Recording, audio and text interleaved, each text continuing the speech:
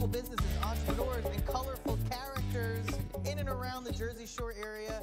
And it doesn't get much more colorful than my new friend Michael here, who he gave me some cacao, and I'm ready for battle. Okay? Let's go, baby. Let's go. Michael, so I'm very grateful that you're here, that you're talking to me. Very thankful to be here, man.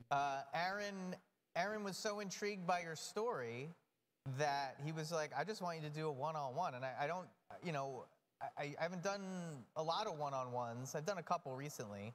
But he really wanted us to get into it. And as long as you have the time, we'll get into it. Let's go, man. You got quite a story. Let's go, man. And thank you to Aaron Levine, LG Insurance. Thank you to Chris Dietz. Chris Dietz. Yeah, he's a friend of the show. He came on. He won hearts and minds when he was on the. We were at Bell Labs outside, and he told us a glimpse into his past. Because you think Chris Dietz, accountant. You know, when you think of an accountant, you don't think wild bouncer guy in Miami. He is. That man, I'm so lucky and happy that I got to meet him when I did. Yeah. So you guys know each other from Miami, from Miami, yeah, from college. Which seems like I would imagine you were a little different. Yes, a little bit different. It does feel like almost a different lifetime.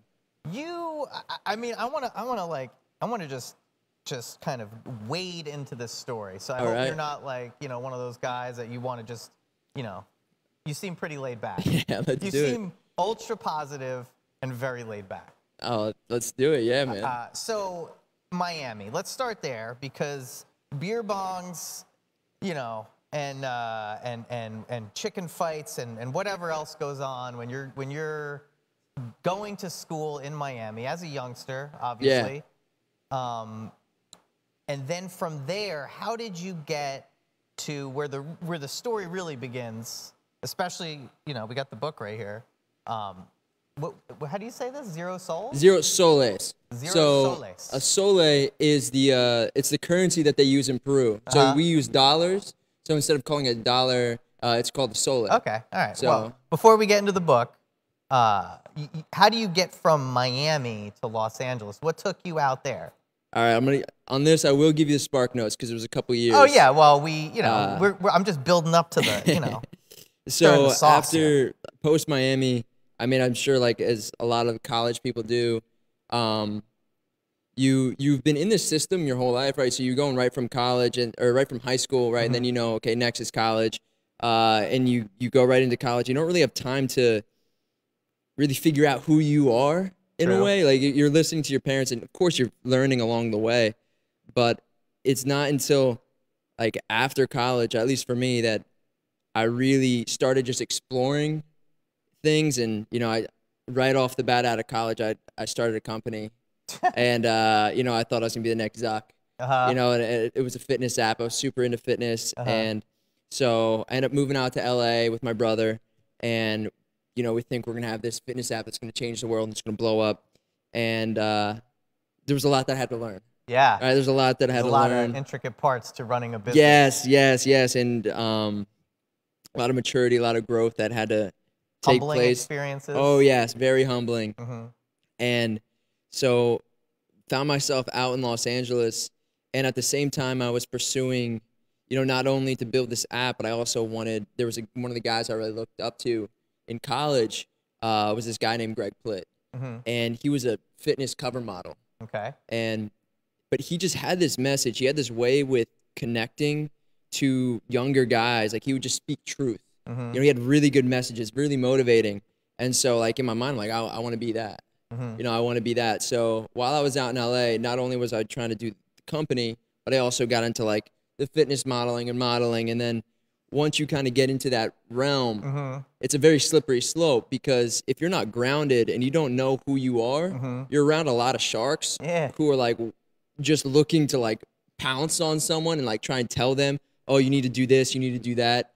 So they can like glom onto you. And then so they can try and use you for their thing, right? With like you need to get into like the whole modeling thing it's hilarious, right? It is a whole nother like world, but like these guys will try and get you to wear different things and you know, and a lot of times it's like not fit with your brand or how you feel, but they'll tell you it's what you need to do to get followers, and it's all about followers. It's all about, you know, trying to who's who and these brands.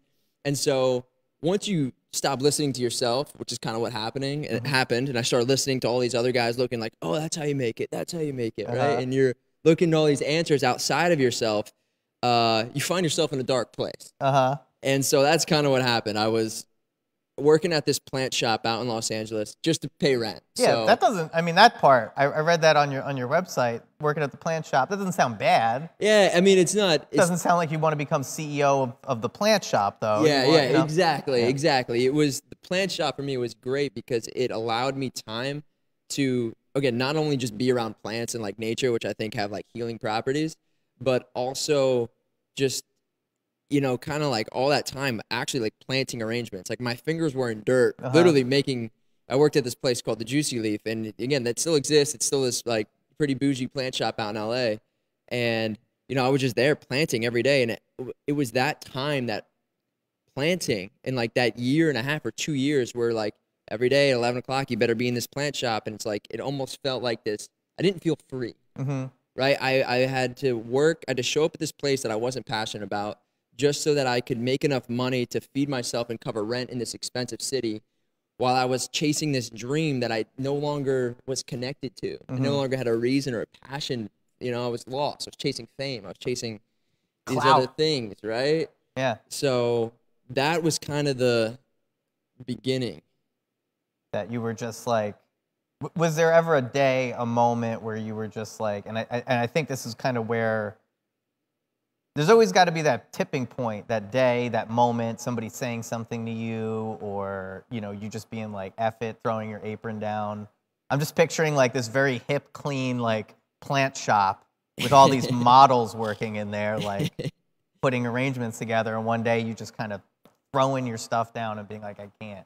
Well, there was like a lot of like backstory to the actual shop and like my relationship to the owner, and you know, he kind of became like an uncle. And at a certain point, like we kind of bunkered down, and like there was a point where it almost went, you know, under, and it was just kind of like, you know, I'm here for whatever reason. We're getting off on the sidetrack, but that was a great, I was learning a lot. It wasn't, I would say, like the happiest time of my life. Yeah. It was more so I was being taught. Yeah. I was being taught things, right? I was being taught, you know, an employee-employer relationship, what's healthy, what's not healthy, like what's expected of you, what, you know, can you continue to show up every day and just give your best, even when you don't understand what you're learning in that moment, you know? Do you think, are you speaking to having him as a mentor, or are you saying that in these situations, because there's a few obviously different ways of learning and growing. So do you feel that you were like, you know, God was putting in front of you like these obstacles or these things to deal with, and you were learning lessons that way? Yeah, like but it's a combination of both, right? It's good and, or I would say challenges and yes. Yes. So you're out there, plant shop. It's like, what am I doing? I don't want to be, you know, because that's all you hear about. We were talking earlier, you know, I listen to these podcasts, these comedians in LA, and they talk about, like a lot of people talk about this idea of like it's full of weird people. I just saw an interview with Post Malone, who moved to Utah, and he named his last album "Hollywood Is Burning" because he said there's like a lot of vampires out there. Well, I'll say, you're not, and this is the thing, was when I first went out there, I didn't really know who I was, and I wasn't grounded. Yeah. So if you're not grounded and you go out there, you're just gonna get swept off your feet, because there is a lot of strong energy out there. There's a lot, like what I said in the beginning, a lot of people with maybe not the best intentions.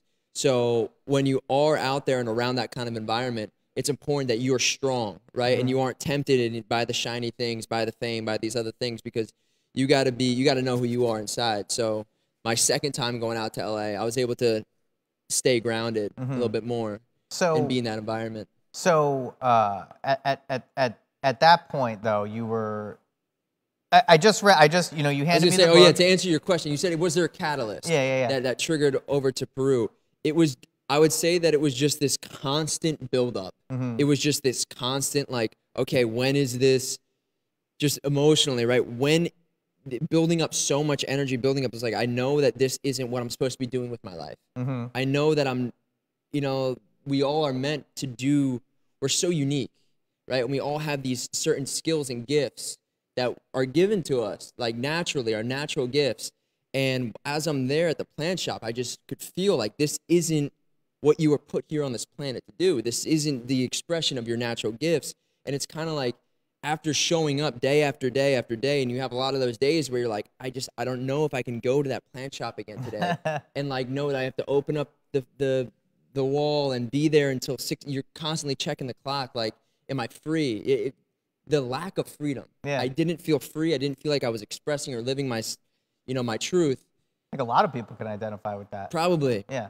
And, it was just this buildup. I could feel this building up for a really, really long time. And I just, you're like, I know this isn't forever. And you have to kind of remind yourself when you're in those cycles, because sometimes Monday feels like Tuesday and it feels like you're stuck in this cycle, And it was just like, this isn't forever, man. Remember that. And my brother at the time, he was in Pennsylvania, and for whatever reason, he's like, dude, I'm feeling called to come back out to LA. I'm coming back out to LA.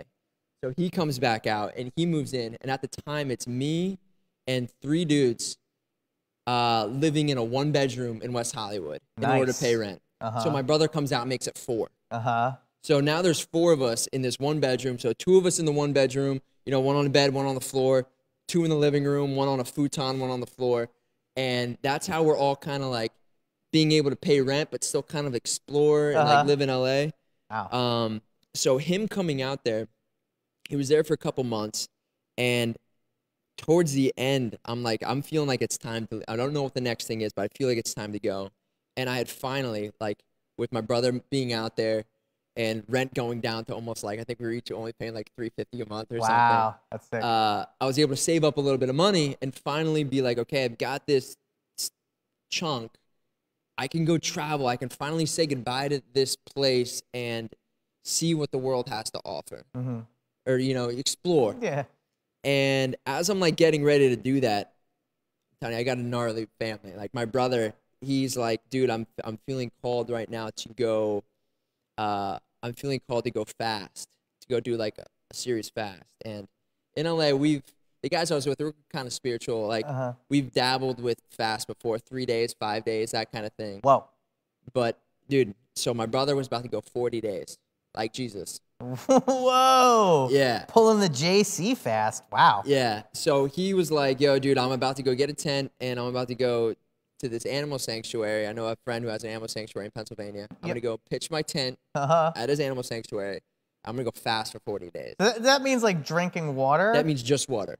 This dude drank just water for 40 Woo. days. Yeah. Wow. All right. So he's doing, I'm like, and in my head I go, okay, dude, he's about to go do that. I cannot show up to the plant shop tomorrow knowing that my brother is doing this super badass thing. Like, and I was like, it's time, right? Like, it's clearly like it's time for that next thing. So I just kind of started praying. It was like, okay, make it clear what that next thing is. And it just got put on my heart. It's like, okay, like, we just get gut impulse, whatever that is. It was like, we're going to go to Peru.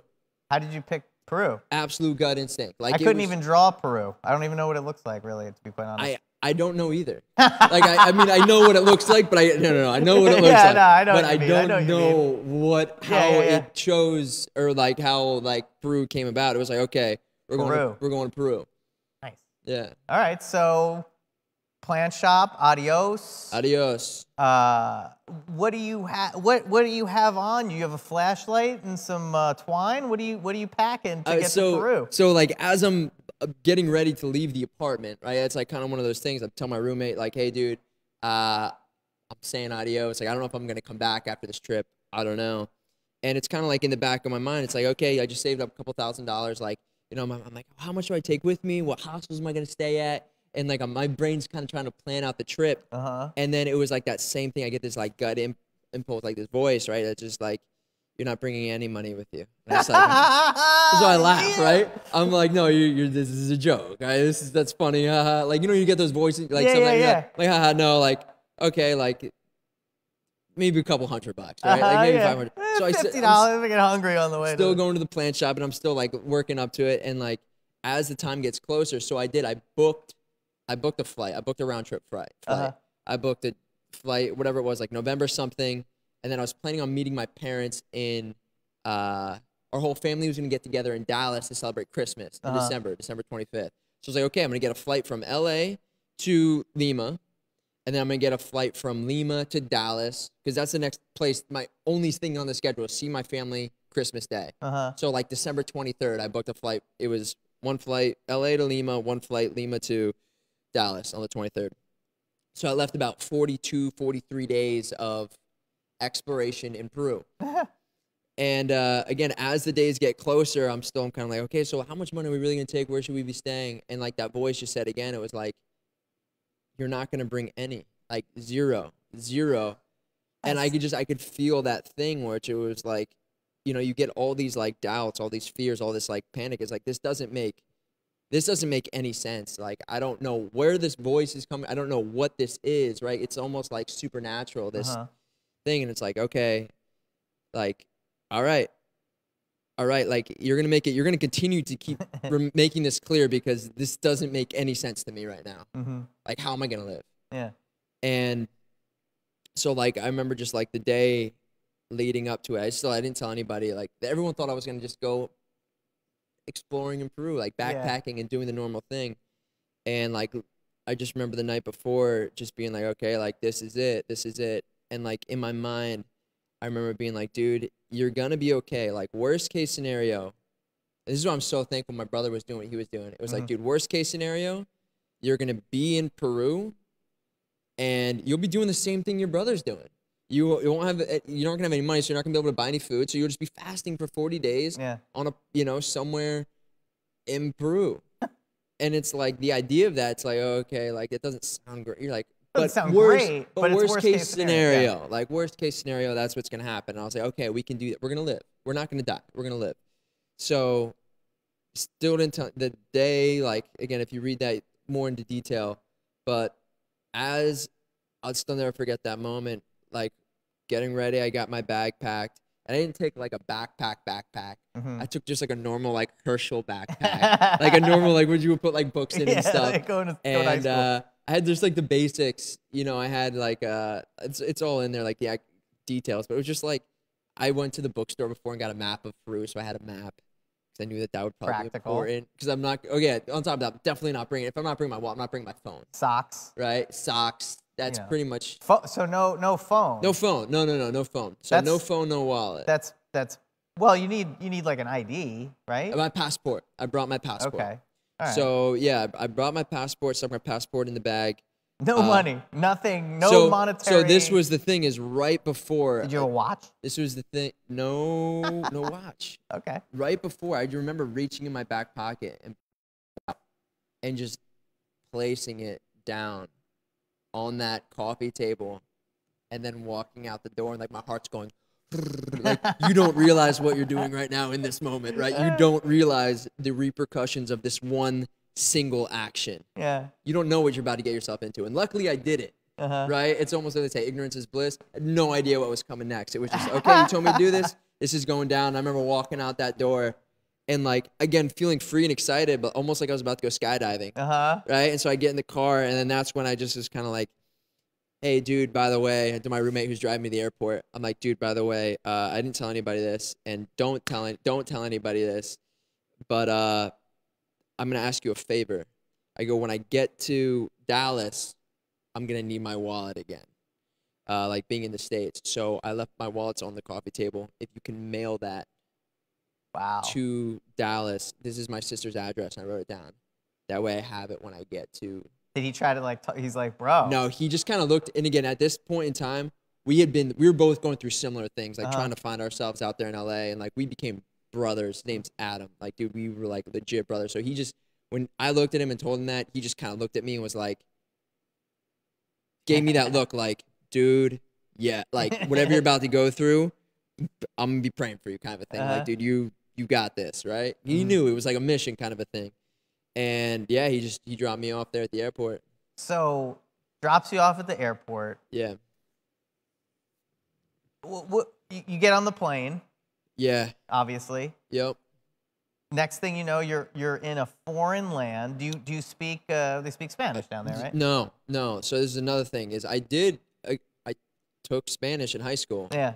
But again, if any of my teachers watch this, they know. Like I Espanol, no no, bueno. yeah, no. It was study hall in high school. Like no one really took it seriously. So I knew like a few words. I knew like tango is like I have.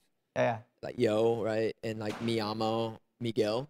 No tango dinero. So muchacho. yeah. So I learned that pretty quick, right? Like some El Baño, right? Bathroom, comida, food, right? A few things, but yeah. So I actually it wasn't a straight flight to Lima. I had a layover in Mexico City, and then that next the flight from Mexico City into Lima, and as I'm, it was so funny at that flight from Mexico City to Lima, and I'm going on like.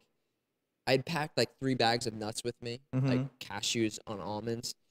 And after that, like, 24 hours without any food, kind of, you're like, okay, I've done the 5-day fasting, but like I'm going on 1 day without food, and I'm like, been flying a lot, and I'm around a lot of other people. It's not like when you're fasting. I don't know if you've ever done a fast before. I think maybe like a day's worth or a couple days, but never like never 5 days.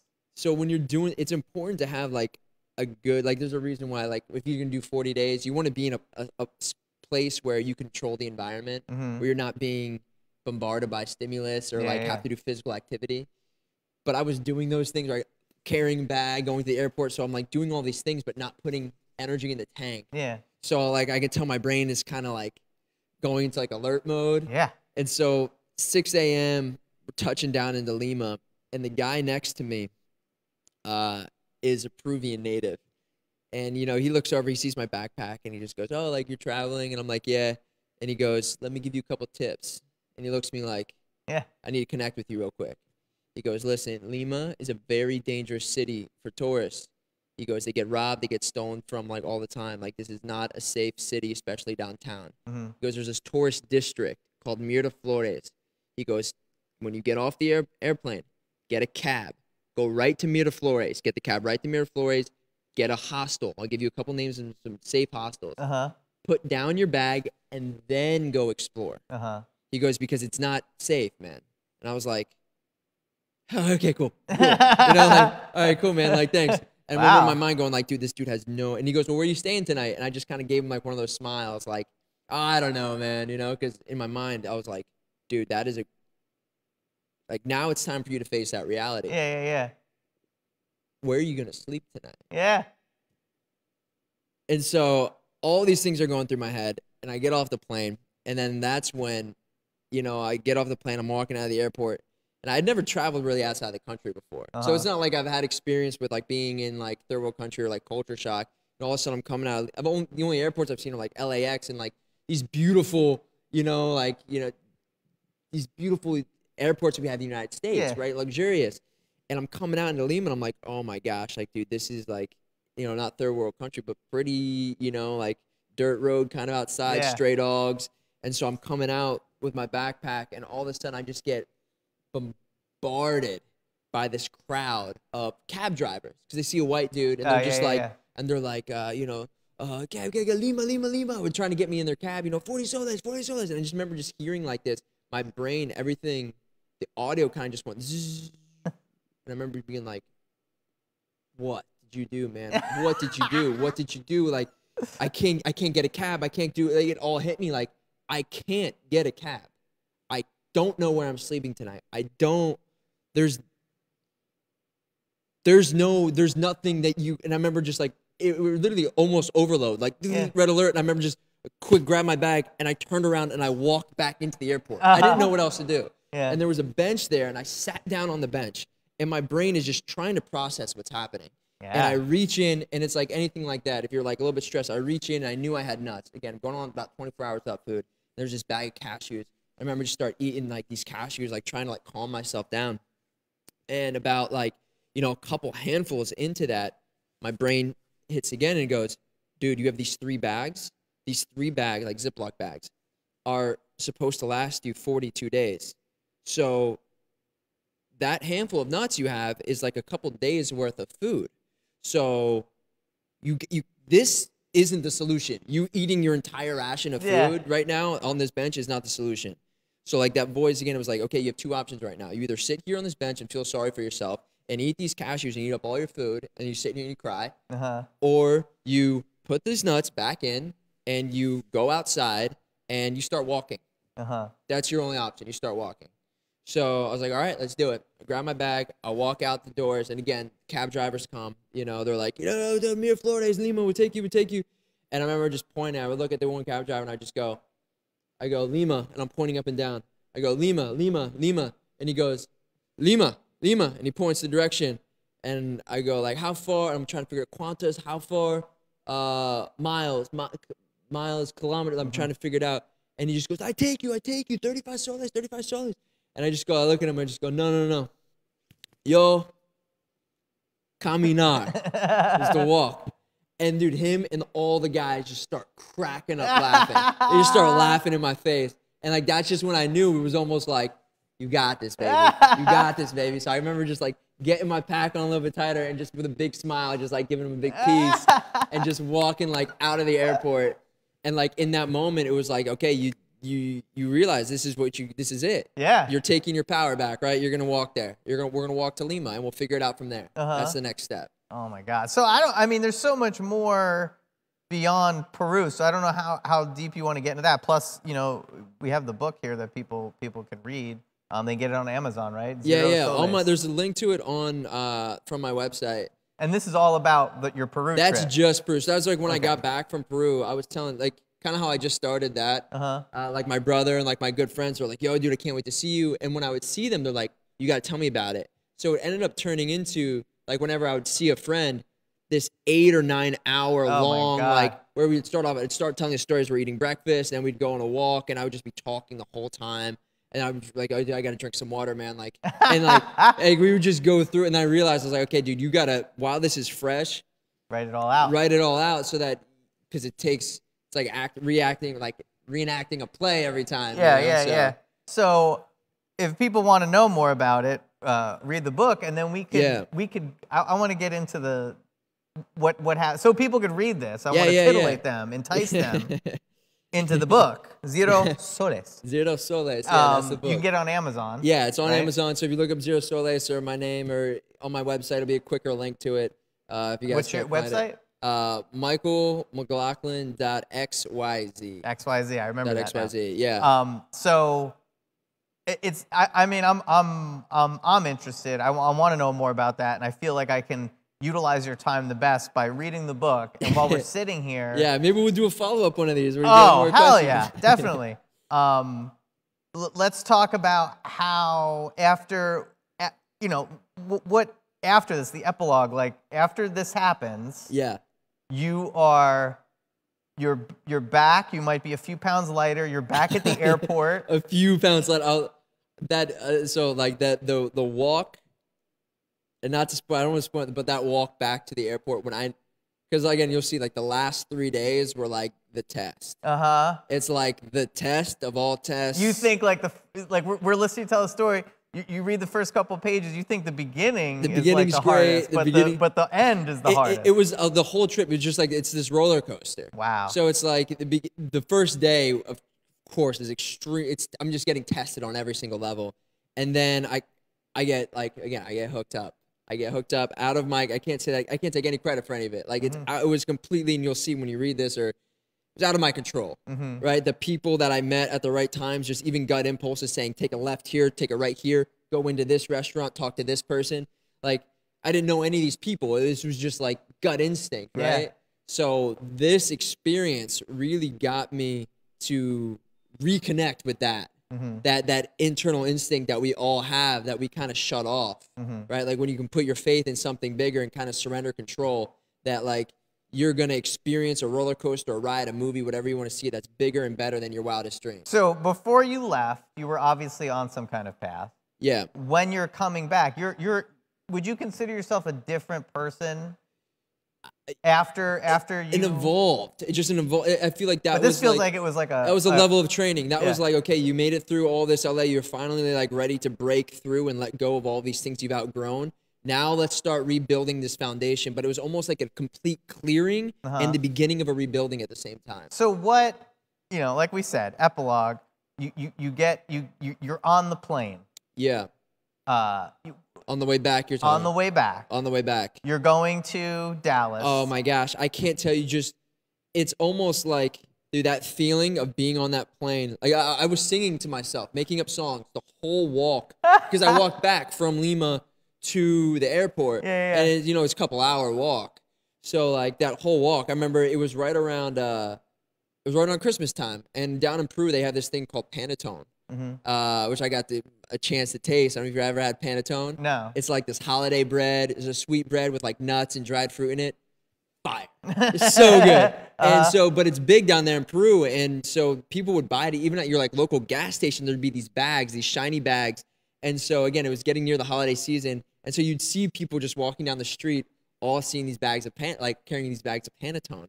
And like for whatever reason, I started singing about panettone, and I would even like do like a little like jiggle. Again, I was losing my mind at this point. I was just so happy. I'm like, dude, you did it. You're gonna get back. The airport's right there. That's gonna take you to food. It's gonna take you to shelter. Family. It's gonna take you to your family, and it's gonna be Christmas. Yeah. Like, oh, dude, it was epic. So I remember just even being in that airport, and one of the biggest things that, dude, I was so thirsty because There's no like, is there like safe drinking fountains? no, everyone. So that's another thing you'll see in that. Like, I did get from, spoiler alert, I ended up at a temple, and at the temple, I was drinking and eating some of the fruit and drinking some of the teas and stuff, and it did make me sick. Yeah. So again, if I had money, I would have been buying the bottles of water, like big bottles of water. But yeah, at this point, it was like I was water rationing. I had brought. I didn't even bring 2 water bottles. But I had brought one. Luckily, I did bring a clean canteen with me. Okay. And so that was. But again, it was like 1 liter of water to take me over like days. Yeah.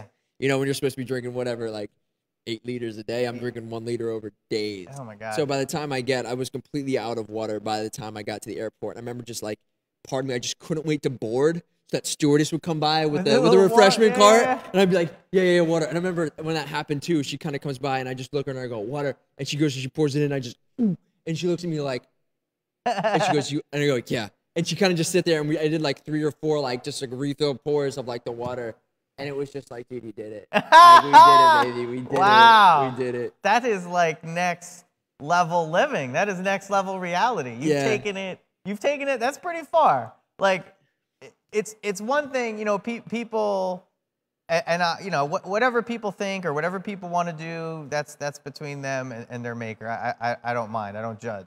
But people look at say like drugs or experiences like that, and they say, oh, I've really stepped out of reality. I really like challenge. But to me, it's when you live in reality. Like, we're living here right now. Oh, yeah. And you step into that game where it's just like, oh, we're living this. What could we do with it? And you, even just from that point, and the little bit I've heard because of your friend Chris or Aaron, because your story is fascinating, it's like that's pushing reality. That's the real push. That's like taking it, that's taking it to places a strong majority of people do not take it to. Yeah. And you made it. You pushed yourself, and you set a goal, a crazy goal, a very illogical goal, a wild goal. I mean, I think that's one of the things, like a few things that I just really learned from that trip. And one being, you got to listen. Yeah. You don't understand. Like, it didn't make any sense on paper to leave your wallet, but that experience wouldn't have happened if you had your wallet. It would have been very normal. So listen when this is talking. It knows better than you. Yeah. And the other thing outside of the whole like spiritual realm, but like in the actual physical, was like these things that we had been grown up, like always taught that you need money to survive. Yeah. You need money to survive. And then to be able to like demonstrate that isn't true. Like, it was like, okay, you think that you may believe, but a lot of people believe that to be true. Like, you believe you need money to survive, but like, that is a demonstration of the opposite. Like, here I was 6-7 weeks without it, surviving, right? So it's like these things that in society we form a lot of beliefs based off of societal influence. Yeah. And it was norms. like to step outside the norm and just again experience to live, like you said, to live a different experience. It forms new beliefs in you. Yeah. So then when you see people like, it was really funny when I first came back. Again, I had a heightened awareness, like a heightened awareness and appreciation for water, for food, these kinds of things. But also, like, it just baffled my mind. Like, I would watch people, just how much they valued money. And it's almost like watching it's like, okay, well, I now know that I don't need that to live, but yet that's all you're living for? Yeah. Like, what? You know, like, I now know that I need food. I need, you know, shelter, water. These things keep me alive. This paper, you know, it doesn't. Yeah. It doesn't. The paper doesn't keep you alive. Yeah, maybe if you light it on fire or something. Exactly. So it was like that type. When I came back, it was a little bit of a shock. You know, even coming off that plane to come into Dallas. Oh, I'm sure. So Dallas, everything's bigger and badder in Dallas, right? And so Texas is wild. Walking past these like mega mansions. Yeah. And just being like, Holy I don't moly. know, like here I came from like this this Lima, right? Sleeping on the ground in the dirt in a sleeping bag, and then you see people living like kings. Who picked you up from the airport? So I was feeling very confident in my Don't tell me you walked. I was feeling very confident in my hitchhiking abilities, which you will see. So the first time hitchhiking was in Lima. I had to get from one place of food and shelter to the next. Universal sign is the thumb out, right? The universal sign is the everywhere. thumb. They do the thumb. Okay. So, the question, because like I feel like I'm about to go on and combine two different stories right now. I just you get off the airport. Who picks you up? Okay, yes, that's where I was going. So I was very confident in my hitchhiking ability because I had gone from Lima to Cusco. So again, if you ever look at a map of Peru, which I did put on the back, it's about the distance from New York City to Jacksonville. Okay. So imagine, like, again, anyone who's in New York City right now saying, okay, I'm going to walk outside my front door without my wallet or anything, and I'm going to get to Jacksonville. And I don't have no money, no food, just I'm going to get there. So I had to do that using this and trust and faith to get me to Cusco where my next food and shelter was. Okay. It worked. Took a couple days, but it worked. And then I went from there to back because I couldn't be stuck in Cusco when the plane's taking off from Lima. So I hitchhiked back 1,600 miles or whatever, 13 give or take. So I'd been hitchhiking a couple hundred miles. I was like, I'm confident this is gonna work. So I get off the airplane in Dallas. Again, I'm just having my first water and rehydrating, so I'm not thinking very clear yet. Is Dallas December? Is it? It's December. It's arid, but it's not. Yeah, you know, it was actually a beautiful day. Okay. It was a beautiful day. And I remember asking the woman in the airport again because there's no phone, and I'm not familiar with Dallas. I go, "Do you guys have any maps of Dallas?" No one has maps anymore. That's the other thing. Like, there's no maps. There's no paper maps. No one carries maps. No. Everyone's like, you don't have a phone? Like, and I just remember the lady at the desk. She pulls out something, like blows dust off. I was like, I don't know. I don't. She goes, you're traveling alone without a phone? That's not safe. And I just remember going, if this woman only knew, right? Lady, where were you? If you only knew. So she goes, I think I might have one of these like promo things that has like a list of like restaurants in Dallas. You know, it might be highlighted in some area. Anyway, I had my sister's address just scribbled down in my journal. I remember that's one thing you can't lose. You can't lose your passport. You can't lose your sister's address and her phone number. So I knew, like, worst case, I could call her. But I was like, you made it this far. You're Might not as calling. well. We're gonna get there. So literally. again, I drink a little bit of water and I'm walking out. And again, I'm super low on energy and food. And you'll all from there. Like, I'm not thinking straight. And I just walk right out and start walking along the side of the highway with my thumb up, just up with my backpack going, I made it, baby. Home stretch, baby. And so as I'm walking, a cab driver pulls up and alongside up onto the shoulder, and I wave him off because you get used to this. I got used to this in Peru. It's like, oh, okay, these cab drivers think that I need a cab, but like you wave off the cab driver. You're like, no, I don't have any money. I'm not here for a cab. I'm here for a hitch. Yeah. So I wave him off. I'm like, go, go, go, go. And he stays. And so again, I'm super cocky, confident, whatever it is in this moment. I go up to the window, I go, dude, no, you keep going. I don't have any money. Like, I'm not here for a cab. I'm going to hitch. And he looks at me and he goes, dude, you're not walking on this highway. You're not walking on this highway. Like, there's no shoulder. He goes, just get in. And I'm like, he goes, where are you going? And I kind of like told him like the basic area. He goes, all right, I'm not going to take you there. He goes, but I'm going to get you off this highway to a road And he goes, "You're planning on walking and hitching?" I go, "Yeah." He goes, "At least then it's a straight road." It was still about like 13 or 14 miles. He goes, so he ended up dropping me off at that road. That's cool. And from there, again, I tried hitching a little bit. You'll see in it. This is still in the book. Is this part still in the book? It's so all what? Still. So where is the book? What point does the book? Oh, just end? right when I get to my sister's. Oh, okay. So when I get to my sister's, which is pretty much, I mean, all right. yeah, Well, like read the rest of the book. You're at your sister's. Yeah. I want to get to what the next part is, because there's so much more. I don't know how much time you have. I don't know how much time James has in the studio, but I have a lot of time. You get to your sister's. What's it like? You know these people your whole life. They're your family, but you've went through something, and maybe they haven't. Obviously, your brother, he made it. He made it. So that's another thing that was really cool is he was coming. Was he there? He was. When you got there? I first got there, no, I got in on the 23rd. They all got in the next night.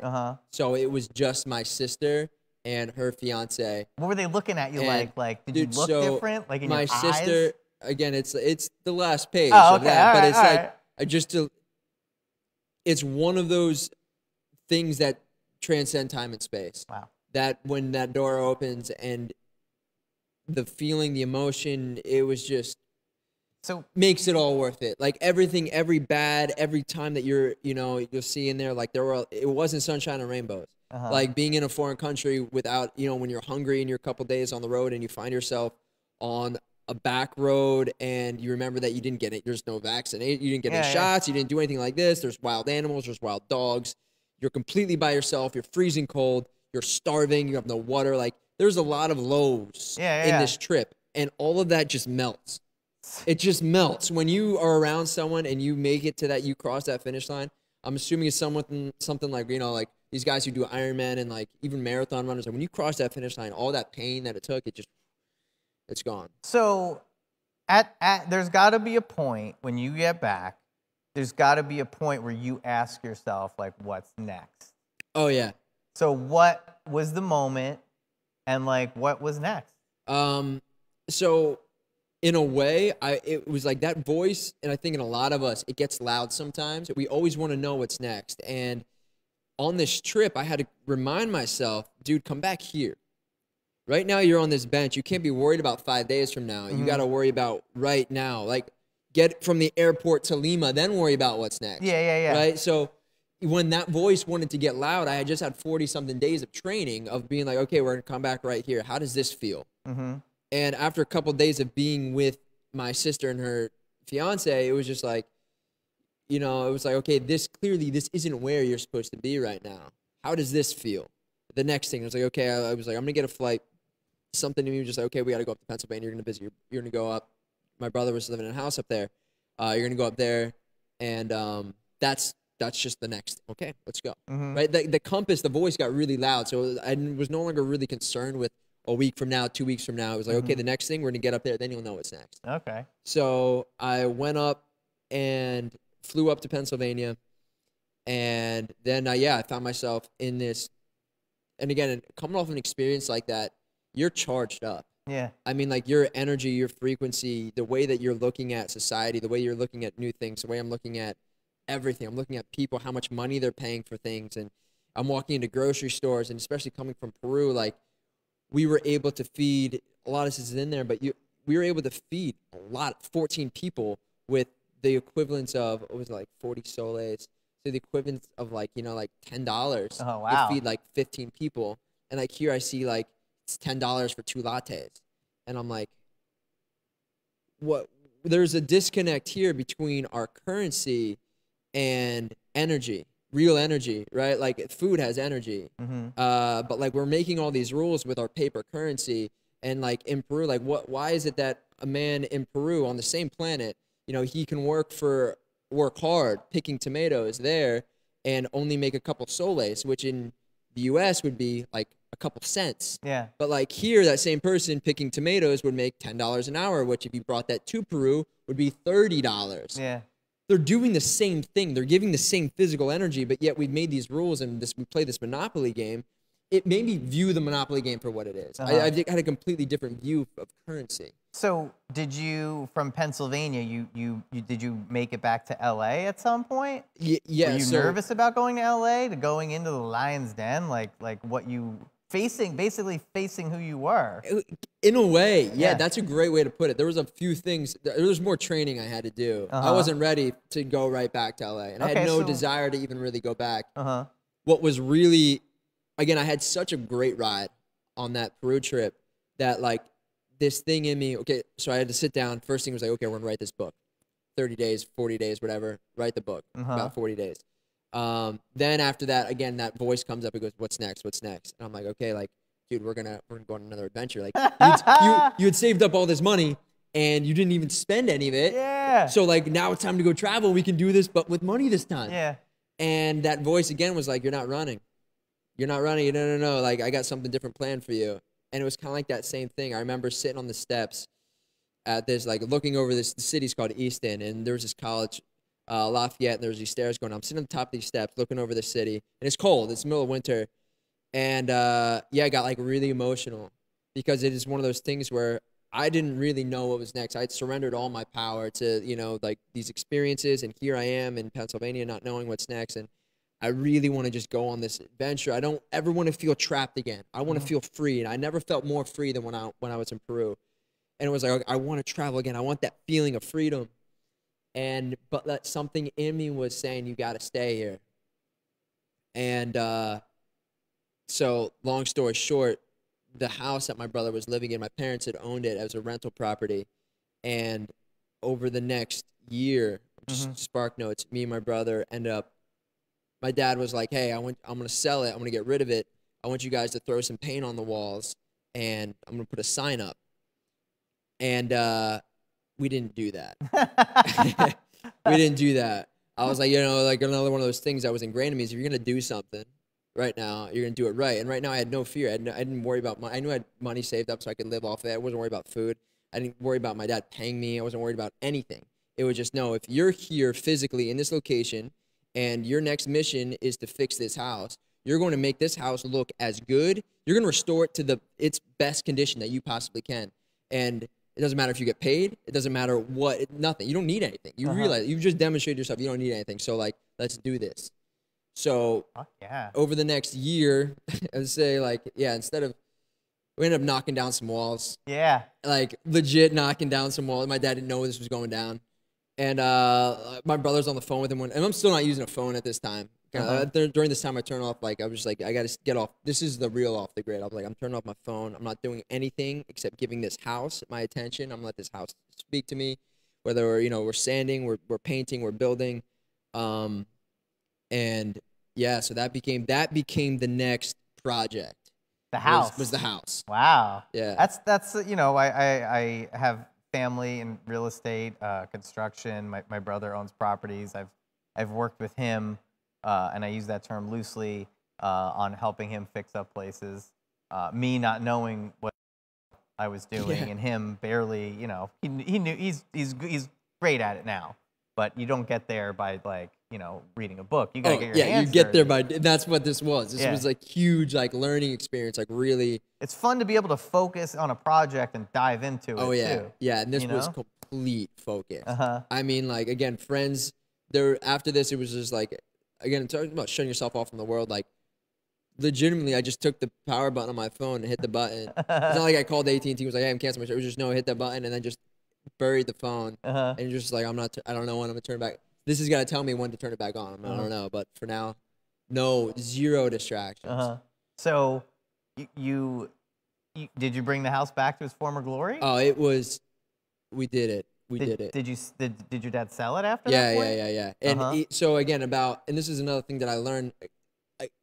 The house was the teacher. It was the next teacher. It was like, okay, Peru was kind of cleaning the slate, and the house was like, okay, you're gonna start building you're gonna start learning, not only physical skills, but you're gonna start learning more about yourself, right? And one of those things that taught me is not only commit yourself 100% to a project, but a lot of people around you may not see.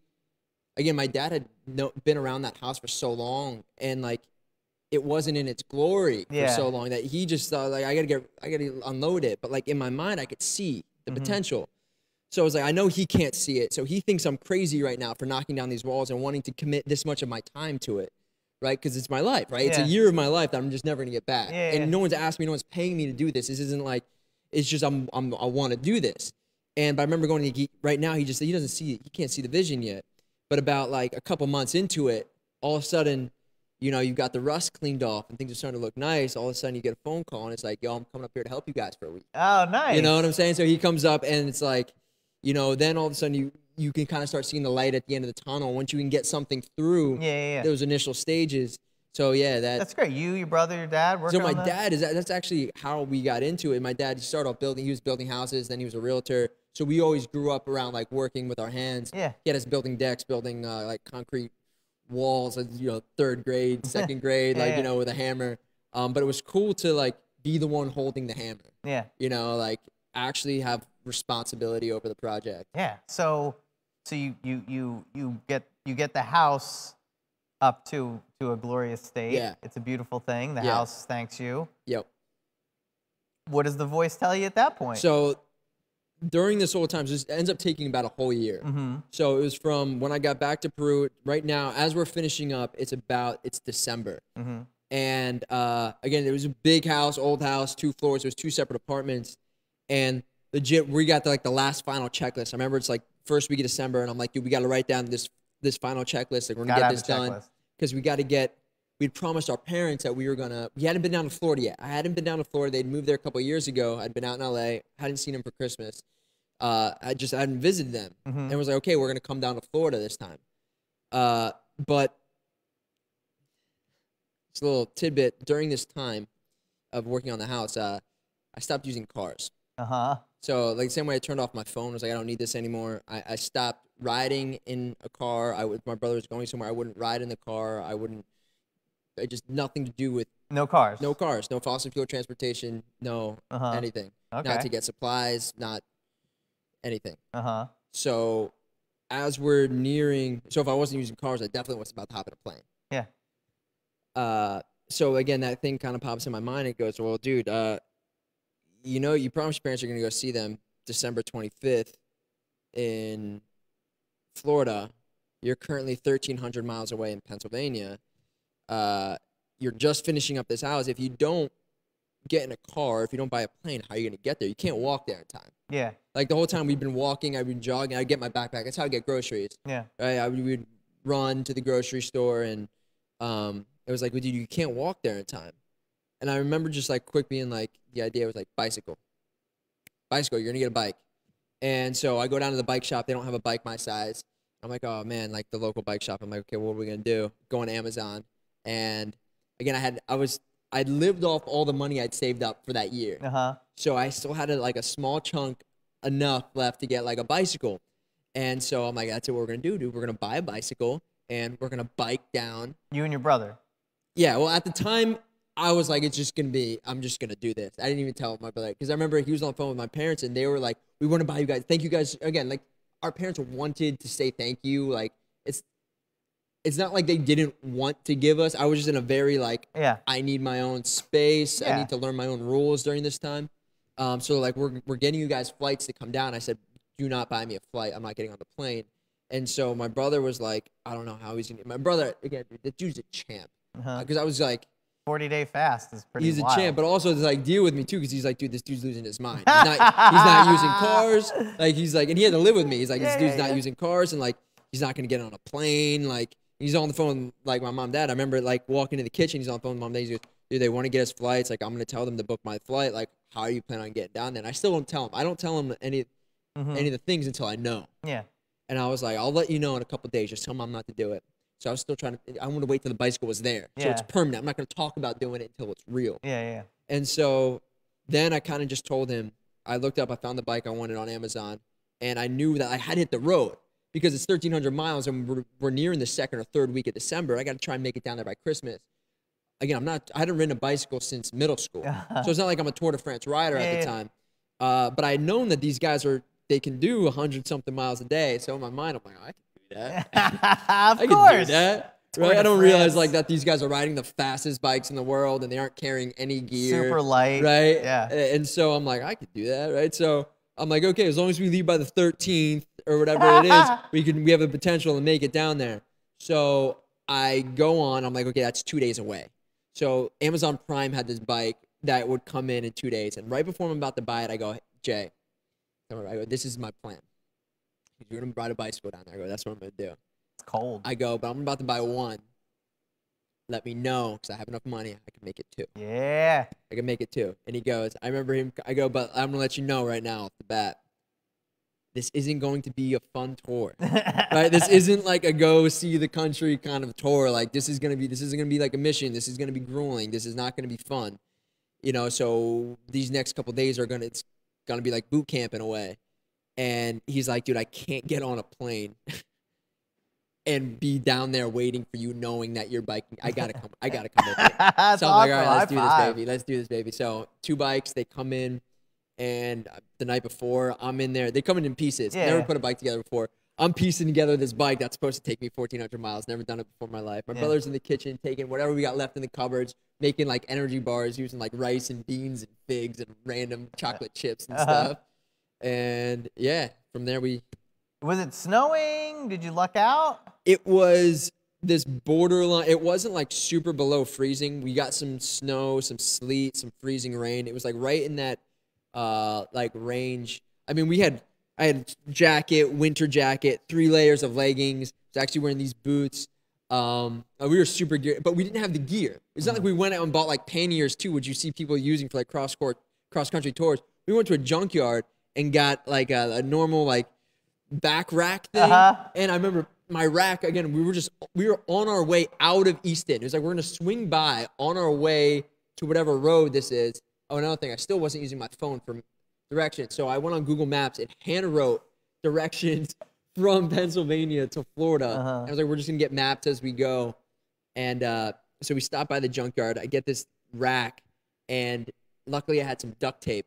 We ended up like duct taping backpacks to these like commuter racks filled with food, filled with heavy sweatpants and sweaters, anything. Like none of the gear that you guys will see online if you look up bike packing or like lightweight sleeping bags or tents, right? Yeah. Oh, another thing I ordered was a tent. Okay. So we had a tent. So yeah. So all right. So you obviously make it down. Yeah. You make it down to Florida. Yeah. Parents were super stoked. Yeah, that must have been gnarly. such a, from taking the house to where you took it, to fixing it up, to believing in yourself and inspiring even your dad to come and help.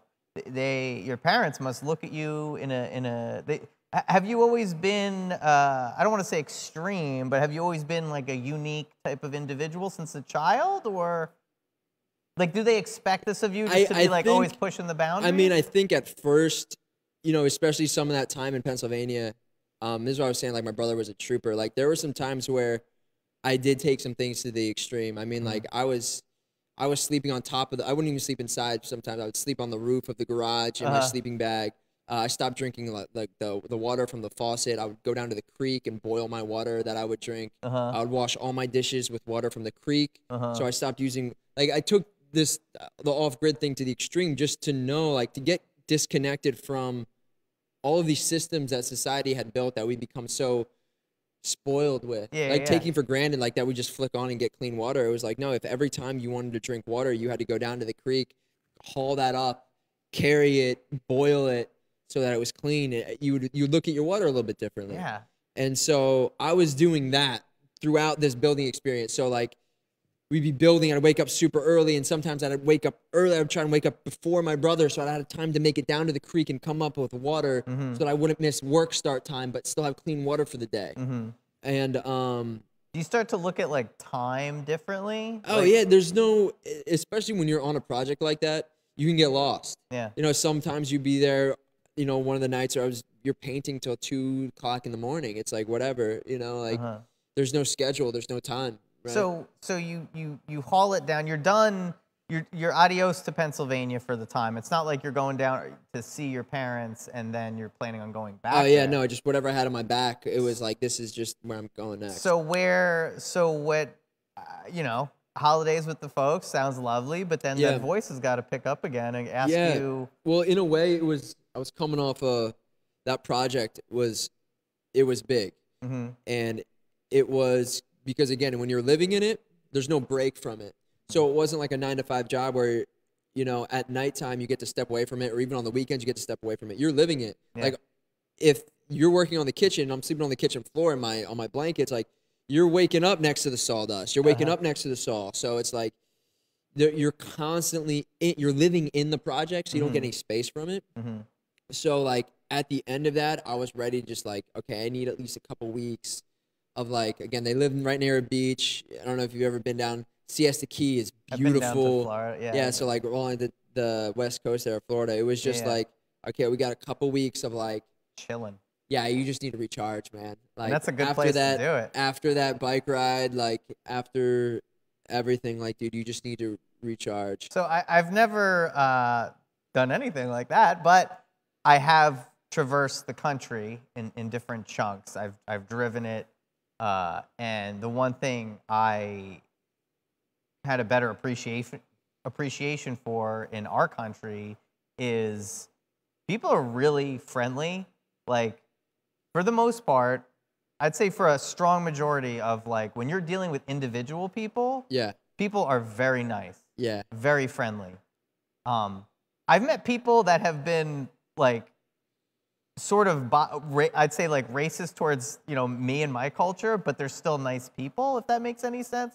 So might not agree with how I'm living my life, but when you're dealing with somebody on one-on-one, and it's this weird thing that, you know, I haven't been able to really ask anybody else because not a lot of people have done it, but do you feel that it's kind of like a two-parter, but, like, as you go from one point in the country to the other, there's like a gradient, like a feeling, like it changes the attitudes. Yes, they're not bad. They're just, like, it's different.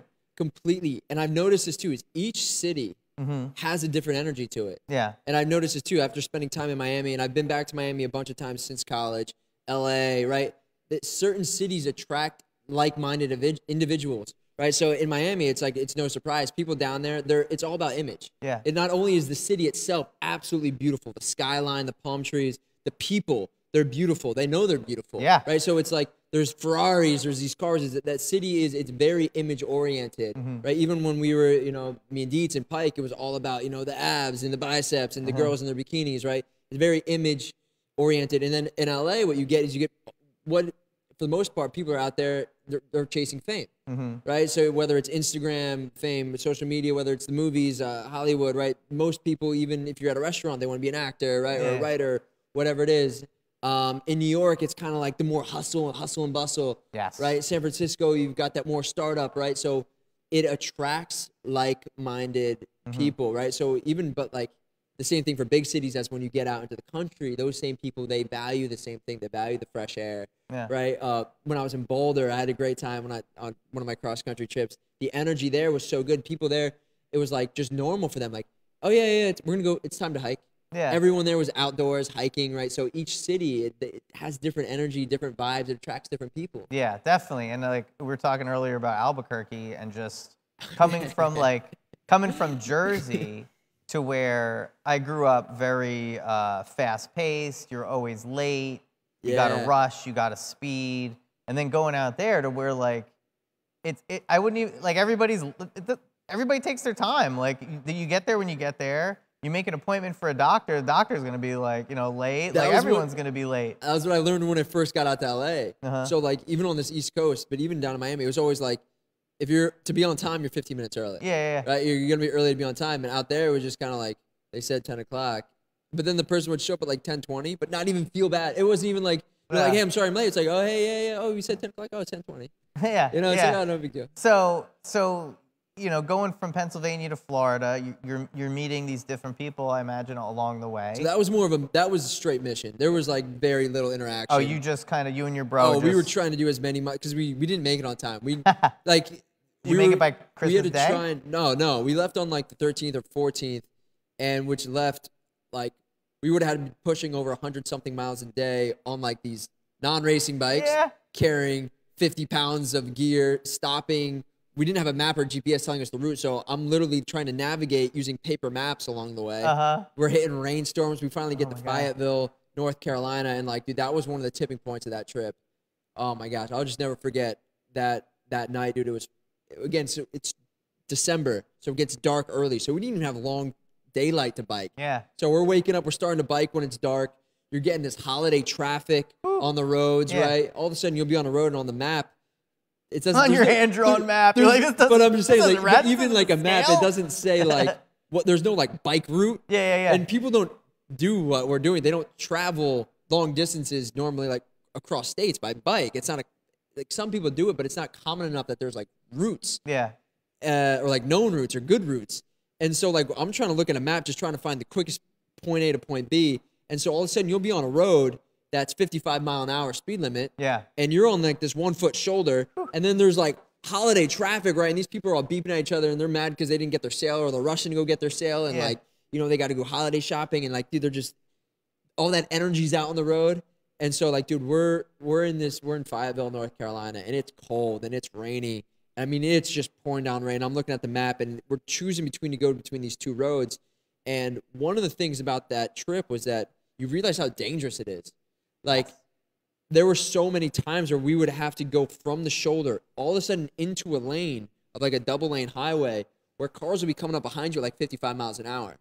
So again, it's dark, it's raining. They only have their headlights. So all it takes is one glance down at their cell phone, and, you know, so the way we had it done is like I would ride kind of like a little bit behind, my brother would be in front, and we'd be riding and you're constantly looking over your shoulder, and I'd strapped a headlamp to my hand.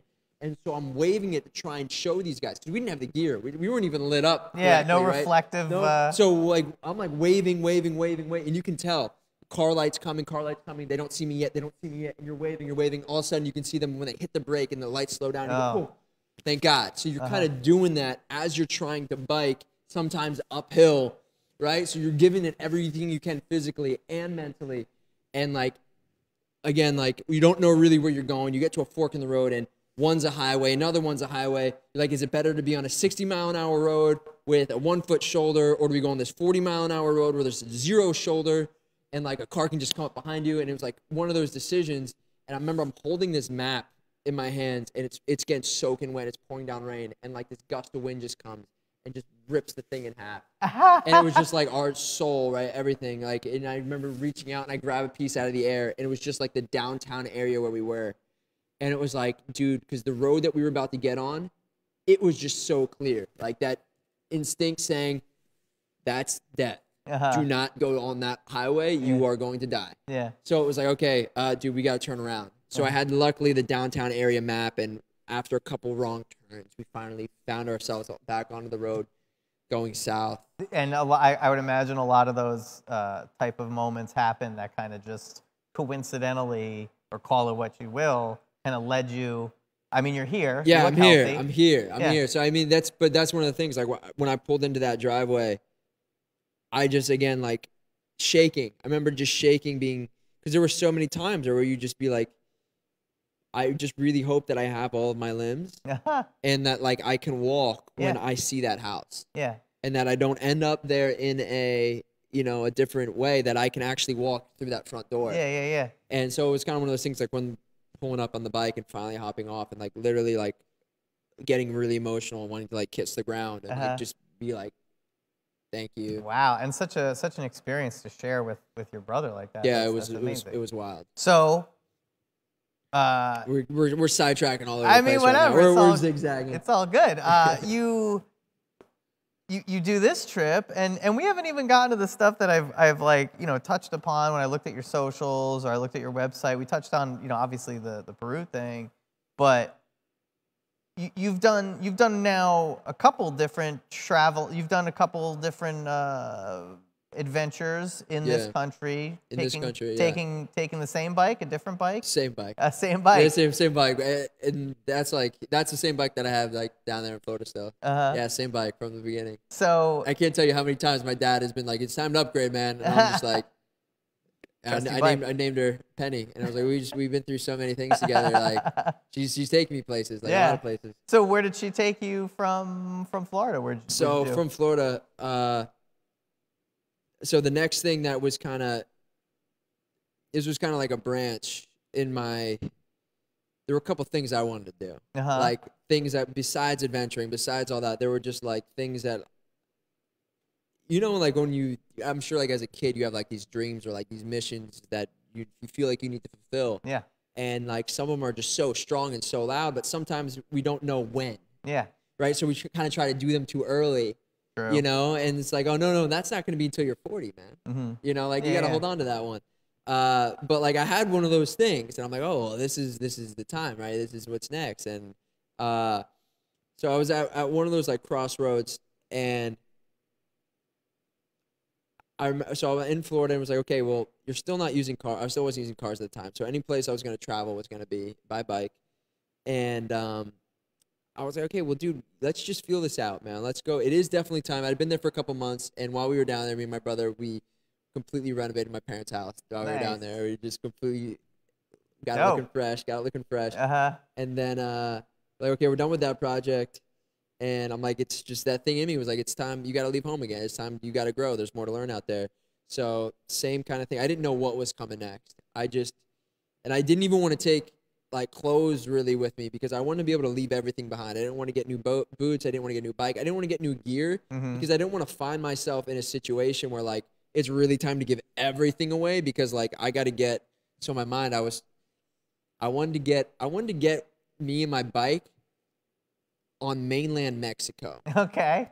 But I didn't want to bike north because I'd come from the north. Yeah. So in my mind, again, I'm like, dude, if we just bike south, and I'm like looking at it on a map, I'm like, this should make sense. We should be able to bike down to the most southern point, Key West. There's got to be boats down there. We should be able to hitchhike or find a ride on a boat. Cuba's only 90 miles away to either Cuba or Mexico. And if we can get over to Cuba or Mexico with this bike, dude, that sounds like a nice adventure. Like, let's just go do that. So I biked. I didn't know you could hitchhike on a boat. I mean, I was like, I'm going to try it. Yeah. I'm just going to go find a captain and be like, yo, this is my plan. I'm a good, strong worker. And like, I'll do that. So that was my plan. So what happened? I had gotten really lucky on that Pennsylvania trip with flat tires and the gear. It was like new. I still didn't know anything about bike packing or proper gear, proper tires. Again, no phone, no anything like that. It's just when I leave my parents, it's almost like adios. Like, are you with your brother leaving? No. This is solo. Okay. This is solo. And this is almost one of those things like I have your guys' address. At the time I was writing letters. That's how I was communicating with anyone that I was close with. Was writing letters. And so they didn't know when they were going to hear from me again or ever see me again, like that kind of a thing. And so I just take off on this bike with all the same gear that I had. Didn't get anything for this trip, even though I was about to go a couple hundred miles down to Key West. And I just start biking. And I get about halfway across Alligator Alley, but like not to 75. If you guys are familiar with Florida, there's 75, which cuts right across Florida. And then there's the older road, 41, which cuts across. And as I'm cutting across there, my back tire just like it just a gaping hole. Yeah. So I had an extra tube, but if you know anything about you can put a tube inside of a tire, but if there's a hole in that tire, the tube's gonna protrude. And it's just gonna go flat again in a couple miles. So this happened, and I'm like legitimately in the middle. I'm like 70 miles from Miami, and I'm like, well, dude, that's going to take you a couple days to walk. Or do we have enough water? Do we have enough food? I had like 3 or 4 Cliff Bars at the time. And I remember like that kind of same thing was like, dude, you've done this before in Peru. Like, you have Peru to like reflect back on. It's like, you're not going to die. Like, you see signs, but then your brain, there's gators, there's actual gators. There's like, you see signs that say Panther Crossing, and your brain wants to be like, oh, dude, like you can't even hop on this bike right now. But luckily, I end up passing these workers, these guys that had a pickup truck or a big truck on the side of the road, and they spoke only Spanish. And I go up to the guys, and I'm like, you know, at the time, I picked up a little bit of Spanish. Yeah, you gotta. And I'm like, tape, tienes, do you guys have tape? You guys have tape, duct tape? And the guy's like, tape. He's looking around this truck, and he has his roll of duct tape. So he gives me the duct tape, and I duct tape just around the wheel and the tire as much as I can. I make this big ball almost, enough to still fit through like the brake. And then I throw in my last tube, and I'm able to like, 45 miles or whatever it is at this point, like 50 miles, because I was walking it like through the rest of Alligator Alley to get me to Miami. I ended up getting down to Key West. Did you get on a boat? I spent a week. So again, are you familiar? Have you ever been down to Key West? No, I've been to like Miami, but not like the Keys. Okay, so the Keys they're epic. They're awesome. I've been down there. This is cool because I'd been down there talking about Pike or College Mike. Yeah. College Mike had been down there on spring break. Surely. Right, so completely. So I've been down there, and we'd party on the beach, and it was like this beach called Smathers Beach. It was just like, oh, it was a party, man. So it's like I got all these great memories of Key West, and like as I'm like biking down there, I'm just in this completely different headspace. I'm like questioning everything, right? Like, you know, like I'm riding a bicycle with a duct tape tire, like, you know, like trying to hitchhike, right? It's very different than like going down there to party. Yeah. And so I finally get down to Key West, and there's nowhere to pitch a tent. Like again, I've on like the biking, the first trip, we were pitching the tent like behind like Food Lion, behind any grocery store. Like, we were just roughing it. We spent the first night sleeping underneath tractor trailers to get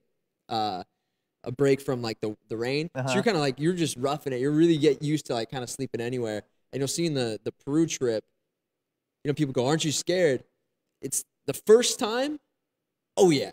Like the first time that you feel extremely vulnerable. We're so used to being sheltered, you know, having walls around us when we go to sleep and feeling safe. And that first time that you like shut your body off and let yourself open to like whatever comes, right? Whether it's in a city where you're worried about people either robbing you or doing you harm, or whether it's, you know, what's even scarier sometimes, when you're in nature and there's no people, but then there's the rustling and bustling in the bushes, you know? So I get down to Key West and there's no place to bunker down.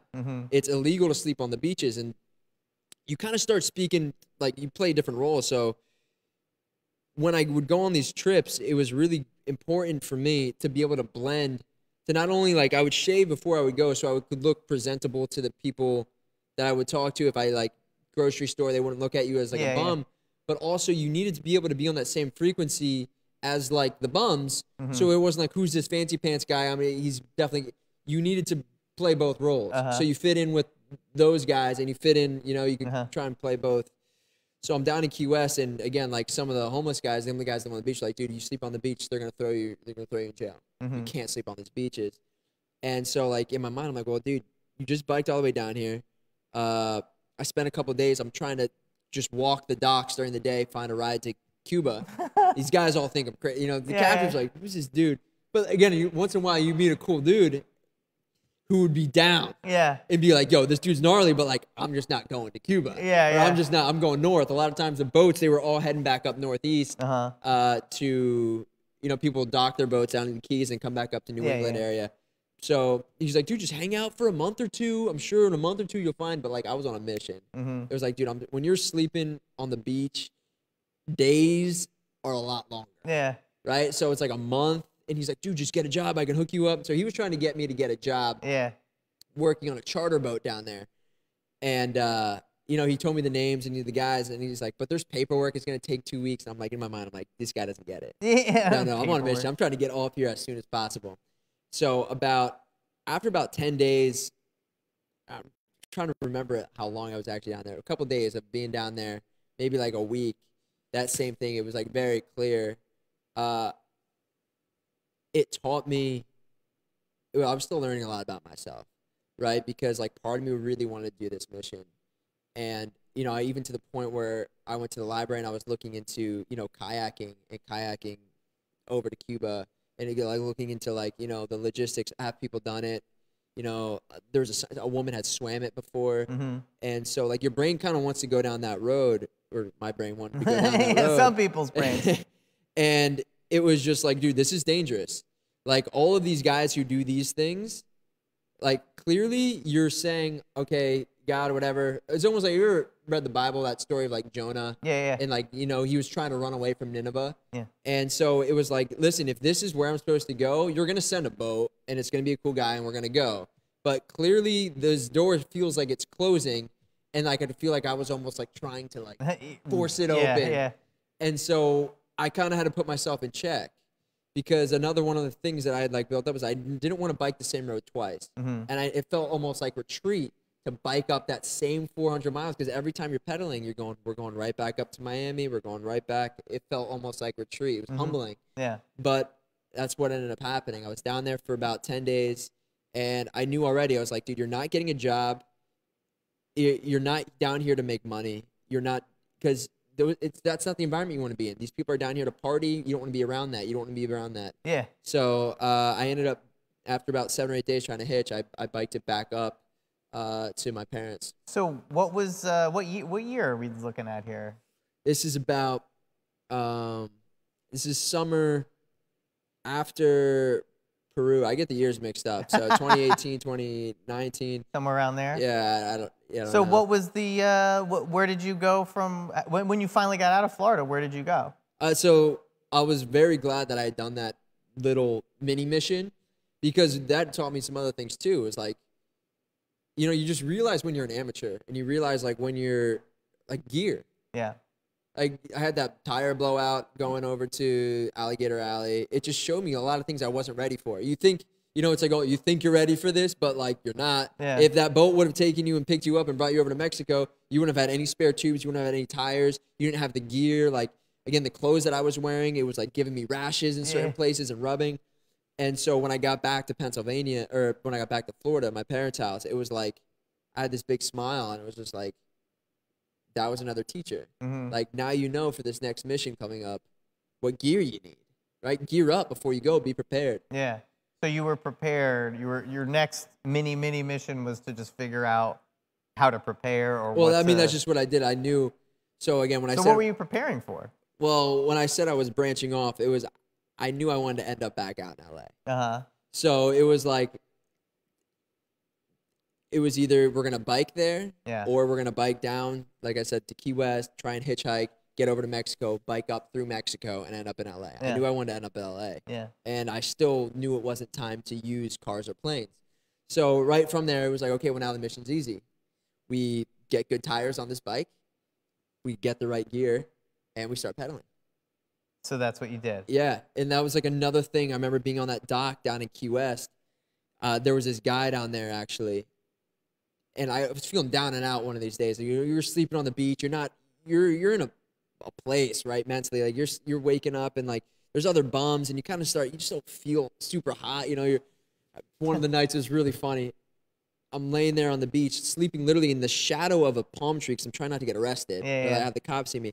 So I'm like laying in the shadow of this palm tree, and I'm laying there with my backpack. And as I'm laying there, I hear this boombox nearby, and a bunch of kids like pre-gaming and partying. And I'm like, dude, that as I'm laying there with this big smile, I'm like, that used to be you. Like, that used to be you. And this kid walks over, and he's like drunk, and he's got to take a pee. And he takes a pee on the wall, you know, like maybe 20, 30 yards away.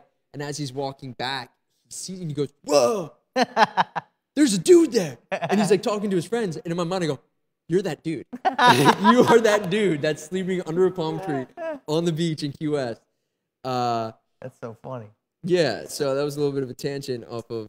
Well, what I'm you know, at that point you're in Florida. Your goal is to get back to LA. Yeah. You just go for it. You go through what did you hit, like New Orleans? Did you Yeah. Yeah. So from there it was just like.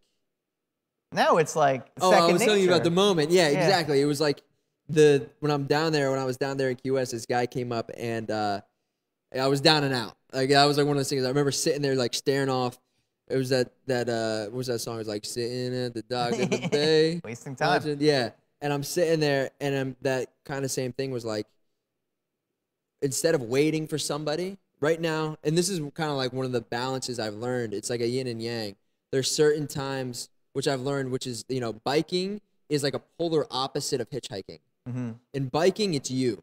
Yeah. Right? It's up to you to have the discipline to wake up in the morning. If you want to get 100 miles in a day, you got to wake up at a certain time. You got to be packed at a certain time. You got to pedal a certain amount to get to that next city. You got to be fueling properly. You got to be drinking enough water. It's all on you. The responsibility is yours. When you are hitchhiking, you have no control. And the more that you think you have control, the more you're going to drive yourself crazy. You're surrendering your control. So didn't mean to interrupt, but you kind of accepted cars back into your life at this point. You've become friends with cars. No, yet? not yet, not Okay. yet. So, I was just gonna tell you that moment where the guy goes, I was down and out, and the guy and that thing in my brain, it just goes, dude, you have legs, right? Be thankful you have these legs and you have this bike. In these 5 days or 6 days that you've been trying to hitchhike, and you know your end goal right now, I knew already, the end goal was LA. Mm-hmm. In these 5 or 6 days that you're waiting for someone else to take you there, you could be 500 or 600 miles closer. Yeah. So it's time to start taking responsibility. Let's go. Mm-hmm. So that kind of trigger happened in Key West. And so I was like, all right, let's do this. So that's when I pedaled back up, went to my parents, re-geared up, and I just knew. I was like, okay, we're biking across the country. Oh, wow. And that first trip, as you asked me, did I go through New Orleans? I did. And I wanted to beeline. I wanted to see how quick I could do it. Uh-huh. Self-supported. Yeah. And so, like, at first, I'm like, okay, we're going to set a goal of 100 miles a day. And then as your body adapts to 100 miles a day, 100 becomes 110, 110 becomes 120. Wow. Wow. And then you get some gnarly days. Like, you don't have time to, do you have time to stop in these cities to, like, reflect? Or oh, like...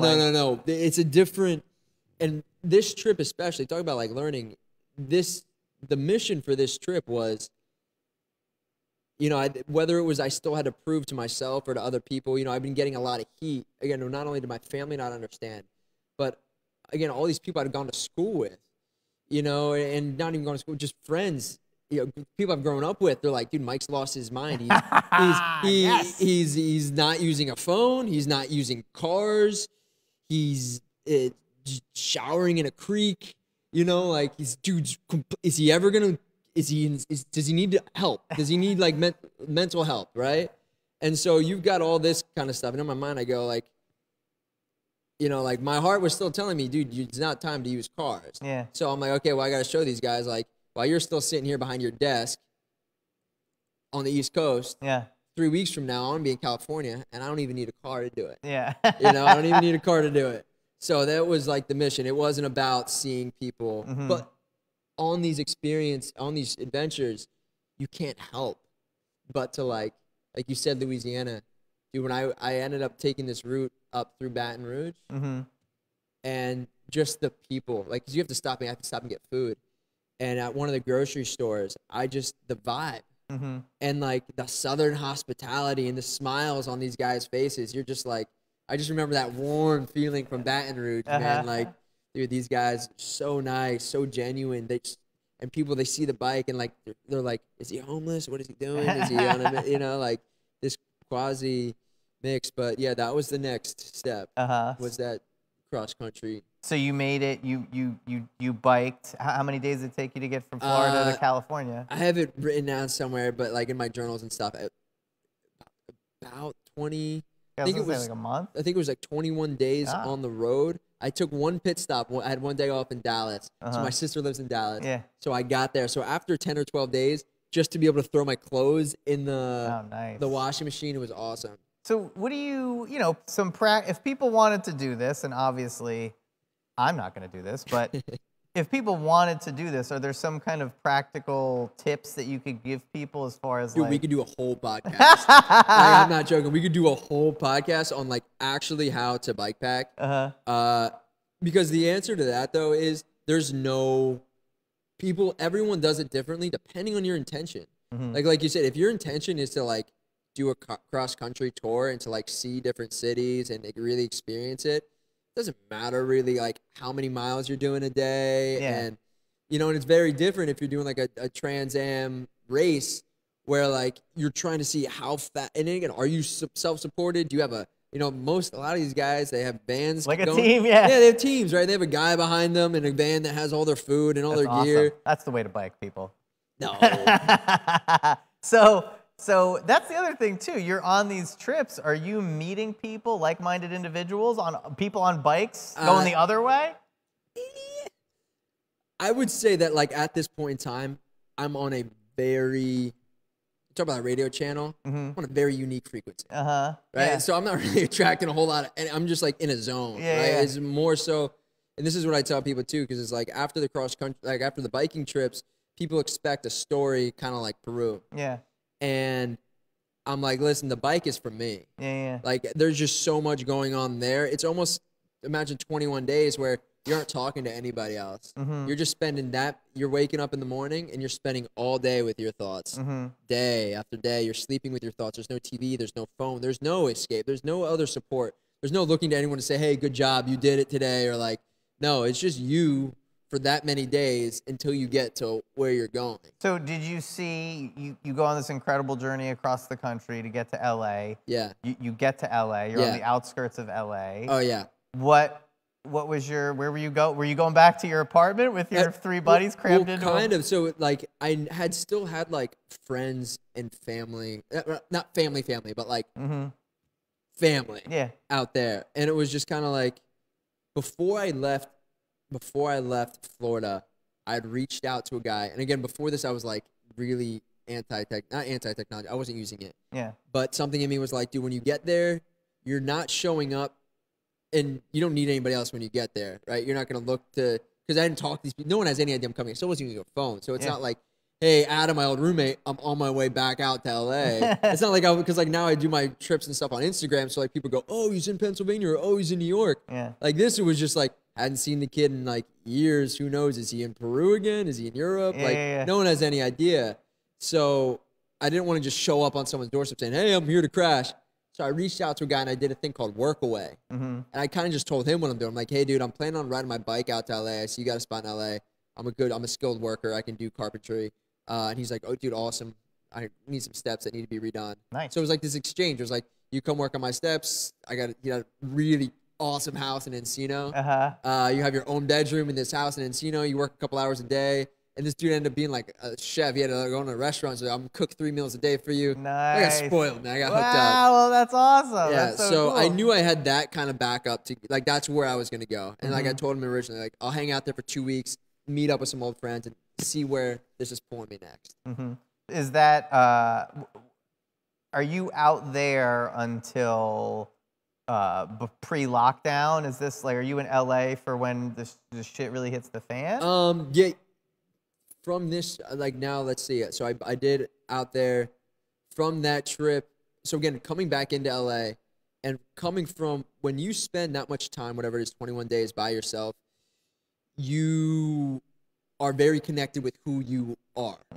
Like when you come into a place, you're not tainted by, and we become our environment, right? But for me, for the last 21 days, I didn't have an environment. There was nothing else making me except me. Yeah. So when you come in, you're very sensitive to all of the stimulus, and you can notice things, and you're more sensitive to that energy. So like, I remember just after spending 2 weeks in LA, I was like, dude, you got to get out of this. The city, right? The energy of the city just it's not healthy for you right now. Yeah. I mean, and when you're in the state that you're in, and like you mentioned before, there's people that gravitate towards LA that want something from you, but you, much like those cab drivers that wanted your money, like you don't have anything to give the people that usually want something from other people, right? Well, you can just, what's funny is you're able to almost see right through it. So it's like, you can just laugh and you're like, well, I have no interest in that anymore. And like you're still, you can see what they're chasing. Are people offering you things? Are people tempting you like in the Garden of Eden? Are people like handing you, it's more so like your own self, like, in a way, like you have old patterns that, like, when you're around certain things, it's almost like an alcoholic in a certain way. Like, it's not like that at all, but like in a way, if you're around something and you've known that you've had that thing with it until you become very strong, like, a person is no longer an alcoholic when they can be around all their friends drinking and be like, I have no interest. Yeah, it's not like they're like sweating it's not like they're like, oh, I got to get out of here, or they feel uncomfortable. It's like, oh, I know so much. I'm so grounded that I don't need that and that my life is better without it. That like, you guys do your thing. It doesn't tempt me at all. That's cool. So what do you're in this LA environment and I'm leading us up to what do you do? I mean, it seems like you have a pretty good solution to everything being locked down is you have the mental tools, some of the physical tools to like live beyond that. I mean, that's exactly it. I just felt right there, I didn't know what was next. I didn't know. I'm still like, you know, all this is like letting it unfold. And I just remember being out there in LA and just going, okay, well, what's the next beat? What's the next beat? And something in me was still craving to get down to Mexico. So I just hopped on the bike and I biked down to Encino. It's the same thing. I Got reached your out. passport? Do they? I had my passport. Do they stop you at the border if you're going the opposite way? Yeah, they just kind of I just showed my passport. I had my bike. I just biked through. Yeah, I'd reached out to a guy who had a boat, like a big boat, docked in Mexico, right off Baja, and what was the town called? Ensenada. And I was like, yo, man, like, again, I'm just going to help you work on your boat. I just need time to reflect and get away. And as I'm biking down, so I bike down through again, if you're ever in the cycle, if you're ever on the West Coast, dude, some of the best, most beautiful biking is like just riding PCH, man. Like from Mexico all the way up to LA, Malibu, like it is beautiful, man. That's cool. And Yeah, so, right on like a cliffside. oh, ocean. cliffside, ocean, like all that. And so like I got to bike down. I biked down through San Diego, down through Tijuana. Like that was fun. I mean, just going into Tijuana with nothing but like a backpack and your stuff strapped to a bicycle. Get down to Encino, and while I'm down there, this kind of segues into the next thing. My buddy, my best friend, like my absolute best friend growing up. I mean, from when we were 3 years old, my brother lived right next door. He was getting married. And again, when you're not living with a phone for a year and a half, or however long it had been at this time, you kind of lose connection with some people, and like they think that you're just, you know, who knows what they think, honestly. But the reality is that there is no real connection, right? Like I wasn't keeping tabs with anybody. But like in here, I knew he was getting married, and then he invited me to his wedding, and it was like, dude, you gotta get to this kid's wedding, man. Like, this is your brother. This is huge for him. And this was September. September, and his wedding was in October. And he was getting married. I'm down in Mexico, in Baja. So in Ensenada. So literally the opposite side. And he's getting married actually right in Pennsylvania, right near near the Poconos. So 3,000 miles. I remember going, even if you started biking right now, you wouldn't make it. Like you just wouldn't, you wouldn't make it, but you got to get there. And so I left Mexico. Like I was down there for 2 weeks. That's like when this was all hitting me when I'm down there. It's like, dude, you got to get back up to LA, and you got to get to that wedding.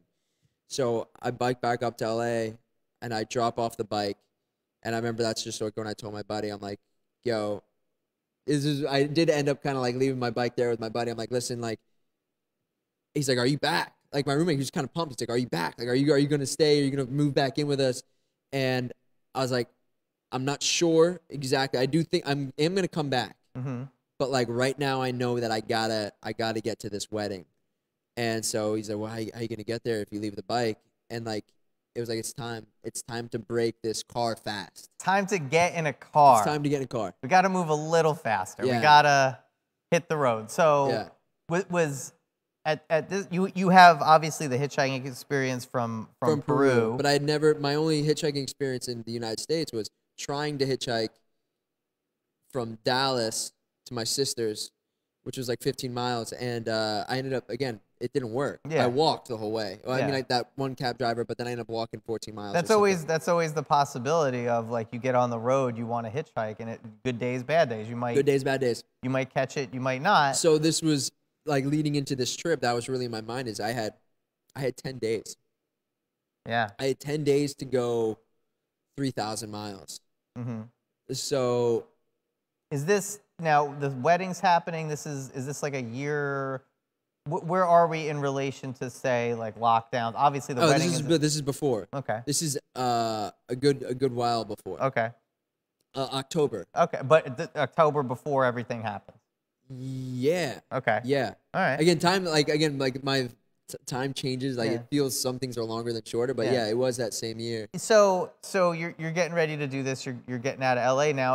If you're leaving LA to get to where you need to go, and you looked at it like using a compass, you're gonna have to like all the biblical greats before you, Jesus and Moses. You're gonna have to go through like the desert. You're gonna have to go to Vegas. Like, how are you? Yeah, so luckily I'd biked through all these things already. Okay. So I've gotten really familiar with how much water you need, like, survivalist kind of things. I've already got like the necessities, the basic education here of surviving to get me there.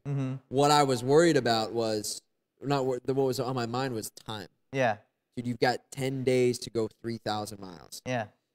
So deadline. Yeah, 10 days to go 3,000 miles. And so like, I was like, tomorrow, like, it was like really once I got back, it was like, you're packing this bag and you got to get out there to Route 10, the Highway 10, and you got to get your thumb up. We're going to hitchhike, and you got to start moving tomorrow, man. Yeah. You got to start getting some miles in tomorrow.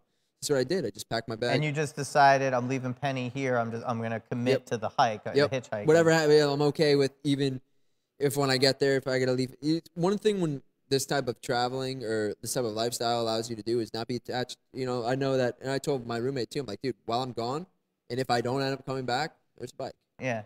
It was the same thing with, like, when I left LA to go to Peru, I left my laptop there with him. And it was just kind of like, again, for 2 years, he had a laptop, right? Like, it was like, it's all good. At any point in time, if you want to get rid of it, it's like, you kind of surrender attachment to things. So surrendering attachment and surrendering, or committing, I guess you could say, to this idea now, and this new mission you have, would you say that the theme on this one was more about time, and how this is a very specific time that you have to make? Like, so there's like the emotion going behind this was, again, and I could say that it's easy, but it's not. No, I mean, like, it's when that first walk, right? So it was about a 2-mile walk from the apartment to the entrance of the tent, like where I knew like the freeway was. And dude, that walk, your brain is going again into like, why don't you just stop being an idiot? Get a plane ticket. What are you doing, man? Buy a plane ticket. And it's like, no, man, not yet. Right now, it's one step at a time, and we're about to get into a car. And then it's like, well, dude, you put yourself in a very vulnerable situation, right? Because you are opening yourself up to whoever stops, right? But you're also literally writing on a sign. Oh, you had a sign. Well, I wrote a book about this one too. Because this one's called Road Dog, about the hitchhiking experience. Because again, I ended up meeting another book. Yeah, so this is book number 2 is Road Dog. You wrote this one first. That one's first. That's Peru. And then you wrote Road Dog. Yeah, Road Dog. It's like a sequel. Different. But your story. Yeah. So this was about the hitchhiking thing. The hitchhiking thing specifically from LA to Pennsylvania? From or LA in to Pennsylvania. Okay. Yeah. Like this trip, and kind of like the play-by-play. Because when you put yourself in a situation like Zero Solar, or when you put yourself in a situation like this, where you're like, you're listening to this, and there's like unknown circumstances, what ends up unfolding is like a movie. It's just what happens. It's like, wow, I couldn't have written this better. So right? I don't, if there's a book out there, again, titillation, I don't want people, I don't want No, I mean, again, questions are good. We'll get into whatever. Well, there's more detail. I'm just saying, it's like, I'm kind of touching the surface, but there's like, even like writing the sign, but what you realize is there's this feeling, man, like when you're first standing there on that side of the road, on that corner, and it's like, yeah, you can have all the confidence. Okay, I packed the bag and I walked out here, but it's still like, it's almost like jumping in that pool. Like you just don't want, the water's cold. Yeah. You're like, And so I'm like, and I remember just like that first thing where you take that sign and you hold it up and you put your thumb up because you know what's coming. And it's just energy, right? Like energy is real. Like people's energy, their projected energy, their judgment, like, who's this homeless? You can just feel it as they're driving by. Who's this homeless guy? What does he want from me? And you're just like, well, here I am. Here I am, and I don't have any control over this. That surrendering of control is a very uncomfortable first. How long did it take to get in that first car on 10? Did it take a while? That was a day, man. That was a very mentally and emotionally challenging day, because the only people that will really even communicate with you. So I'm at the one entrance, and there's a lot to take. There's practical things you learn too. Is from hitchhiking, you go, is there even a place for these guys to pull over if they wanted to pull over? Do they know where I'm going? Is my sign communicating where I'm going correctly? A lot of things you learn by doing it. You know, at first I thought it'd be funny. It's like, oh, I'm gonna make a story out of this. So I put wedding. Wedding. What does that mean to some guy going by? He's like, oh, it's an insane person. Is he a homeless guy who needs money for his wedding? Yeah. You know, like, and so you get people rolling down their window trying to hold out $1. I'm like, I don't need money. I'm trying to get to a wedding. They go, how am I supposed to know that? You know, like. Marketing 101, baby. So again, then I kind of put like New York. Yeah. And I had 2 signs and it said wedding New York. Like, oh, dude, you're going to make it big. Like, someone's going to be like, oh, this is so funny. Like, no. No. And I remember, like, I then walked to another, about 2 miles down the road or a mile or whatever, to a different exit where I thought it would be better. Walked to another exit, and I remember going, okay, dude, just like the biking, you can't be thinking about getting to LA. You got to know that you can get to Tampa. You got to know that you can get to Tampa. And let these people know baby steps that you're just going to Tampa. Yeah. So I was like, okay, I'm going to write Palm Springs. There you go. Palm Springs, 100-something miles away. You can get 100-something miles away. Right, at least people are familiar with that, and they may understand, like, oh, I'm going to Palm Springs. He has his thumb up. Yeah. So that's what it was. Is the first ride I'm out there, and it's going to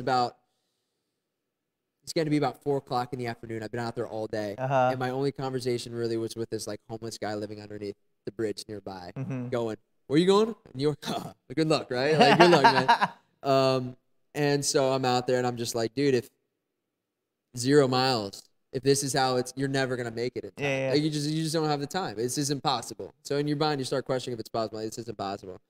All of a sudden, this dude pulls up. He pulls off the side road like a Prius. Again, the sun's like kind of like just starting to dip at 4:30, like late afternoon. And I'm like, no way. Like, no, is this real? Is this working? And so like I run over, and it's just like this dude in his mid-20s, and he goes, you can tell he's a little scared too. Like he's a little like cautious. He goes, what's up, man? I'm like, yo, we're both kind of this like, are you going that way? And he's like, yeah, do you want to ride? I'm like, yeah, dude, like, let's just do it. Let's do it. He goes, I'm only going a couple of exits. I'm only going a couple of exits. I'm like, at that point, I'm like, dude, anything. Yeah. I've been on this corner all day, like anything.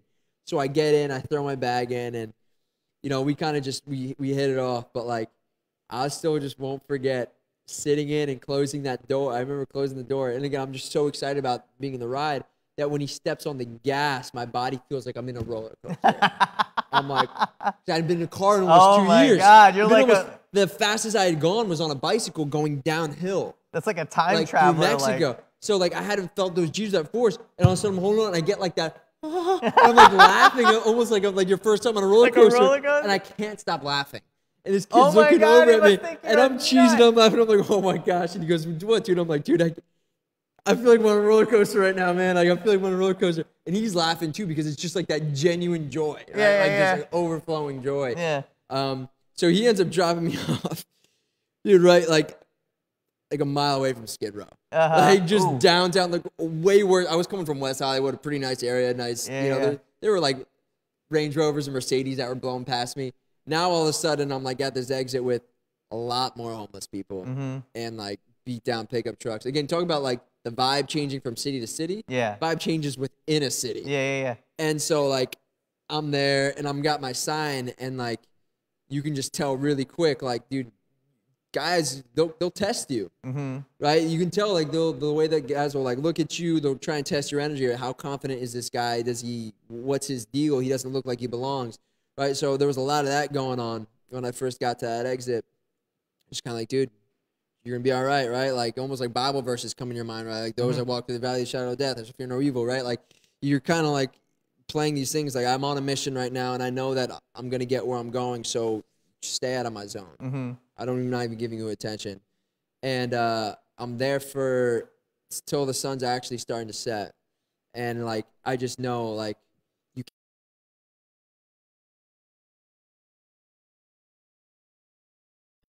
can't on the ground. There's junk. It's like, we got to actually go find a spot to sleep. And today we only made it, I don't know, 7, 8, 9 miles. 9 miles? You know what I'm saying? Like, you'd be better off, like, you'd almost be better if you can just go walk back to the apartment, you know? Like, and as I'm like walking, I'm like, no, dude, like, this is progress. We did it, and tomorrow is a new day. Yeah. And so as I'm walking, I still got my sign, like, just be confident. Whoever's meant to stop is going to stop. And I'm walking again, like, underneath these alleys and downtown, kind of near the freeway, and this van pulls up. And this woman rolls down her window, and she goes, what the hell are you doing? So I'm like, what are you doing? This is not a place. And I'm like, it's where I got dropped off. She goes, get in the van. So she was there feeding homeless people. Mm-hmm. So she was on she's like, I'm from here. We just finished, feeding homeless people as a part of this. It's called Polly's Project out in LA. And they were feeding homeless people. And she's like, I'm going to get you to a good exit, at least get you to a good exit. So she got me to the other side of downtown LA, about like 20 miles out. And that was day one. That was day one. That was day one. So, but you obviously, and not to step on the book, but you obviously made it to the. Oh, dude, I got hooked up, man. It turns into, it's like a movie. I got blessed. Like there was challenges along the way that would like moments where it seems like it's gonna be impossible. Like definitely like, okay, dude, I'm only in Albuquerque right now, and I'm going. You don't want to be stuck in Albuquerque. Yeah, it was the quote, right? Well, as I'm in this one car in Albuquerque, the guy goes, we got this saying that we say in Albuquerque. He goes, what was it? Came for the fish tacos. Stayed because someone stole my car. Yeah, that's what happened. A lot of the people in Albuquerque, the homeless, obviously, it's made up of, people that either have mental, issues that are really sad. I've dealt with, you interact with people when you're in that environment, like you interact with them because you're there, they're there. You interact with all kinds of people. Or you have people that literally their car broke down on their way to California or the way out of California, and they were just there. Some people were there, car broke down, they just never left. They're live in Albuquerque, like that's where they're at. And you hear about that a lot. There's also this conspiracy theory that's not well known. Only people that grew up either in Albuquerque or know people that did will hear about. There's a conspiracy theory that during the '96 Olympics in Atlanta, that they actually took homeless people in Atlanta, put them on buses or whatever, and shipped them to Albuquerque, and that's where a lot of the homeless population happened. I would tell you from my first drop-off and my little first experience of opening up the door from the van that I was getting out of into Albuquerque, it kind of looked like that. Yeah, right? it's I was like wild. This isn't where we want to be hanging out for a long period of time. No, at least the area that I got dropped off at. There's definitely places where like you don't want to, where you don't really, like we were saying before, we were talking before the show started. A lot of nice people, a lot of great people. I met I have friends, I still have, I love that live out in Albuquerque, live in New Mexico. But there's definitely parts where you don't want to be stuck. Yes, certain exits and areas. So you make it through Albuquerque, you make it through all the way to this wedding. Now, the interesting thing, excuse me. Now, obviously, this whole journey you're on is and the book's cover super interesting. That in and of itself, but another like part of this whole thing that you're on, it's from the brief time that we've spent here talking, there's this idea of your identity or who you are, and then being shown who you are now through a lens of being like, you're going to this wedding. Did you have like a suit packed, or what did you? Great question. That's a great question. Yeah. So again, like even from like packing, like one of my mottos is always pack light, move fast. Pack light, move fast. And as I'm in LA, I had from my first time out there a suitcase that was like in my buddy's closet at the bottom, and and again, I'm coming from this very thrifty mentality, which is like, I don't want to buy a new pair of shoes if I don't need a new pair of shoes. And it's not about the money, it's more about the waste. Like, do I need it? I'm going to wear it one time. Like, and so I'm like, okay, you got these shoes, you're going to pack these shoes. And it was funny too. Like this is in there. I packed a watch this time, right? It was like, because I learned this too. It's like, dude, if you're going to go do this, you got to play the role. You can't show up there with your scraggly beard and your long hair, wearing sweatpants going, hey, dude, I made it to your wedding. It's like, no, if you're going to be there, you got to do it. It's for him, for the experience, right? And so I had like suit pants and shoes. I brought what I had, but I didn't have, and that's in the book too, is the actual like because you get a whole different perspective. You're living off of like nut butter sandwiches and the bare bones, and you're sleeping in different places. And even one of the lines I had there, you know, all of a sudden I found myself in New York 3 days before I got there early, like a couple days before the wedding, not to spoil anything. But, you know, it's like, okay, on my list then was if you get there in time, with enough time, you're going to get a haircut and you're going to get a suit. And so like that whole experience of like how to best go about that, right? Like what feels right? Like how much money do you spend on something like this? Because that money could be, again, with a different perspective on money, that money could be used for something else. It could be used to feed people that need food. Yeah. Do I really need a couple $100 jacket just so I'm going to wear this one time so people think I'm fancy? You know, like, Yeah. is that worth it? You got to balance it out between looking presentable because it's not, you know, it's about showing the courtesy to the family. Yeah, you got to play the role. You got to make sure you're playing the role. So that's what I ended up spending, and it's funny because you go through the whole old mental loops where all of a sudden, like, again, you get a fresh haircut, and I'm in Zara, and I get this, like, fresh fitting, like, turtleneck on, and, like, I throw on the blazer, and I'm, like, checking myself out in the mirror, and I'm like, yo, dude, you know, you're almost you looking fresh, right? And I'm like, oh, dude, you're the same dude that was just sleeping behind the dumpster, behind the coals 2 nights ago, right? Like, roughing it on the sleeping bag, so don't get this twisted, right? So at the wedding, the people that are there, you know your friend. Oh, yeah. Are you familiar with his family? Are you familiar with the bride's family? Or your friends there? So not really the bride's family, but like his family, his parents, they were like my second parents. Like, again, they lived right next door, sleepovers. I would do weekends up at his lake house. And like, so again, like they were almost like it's my second pair of parents. So it's like anything. Like my parents, I'm sure when I started going on this untraditional route, they were like, "Is he okay?" Right? So I'm sure that other people were like, "Oh, we heard Mike's doing that." Were they when they saw you? Were they overjoyed? So yes, yeah, but everything because I was just so excited to be there, and you did it. Yeah, I was so excited to be there, and like.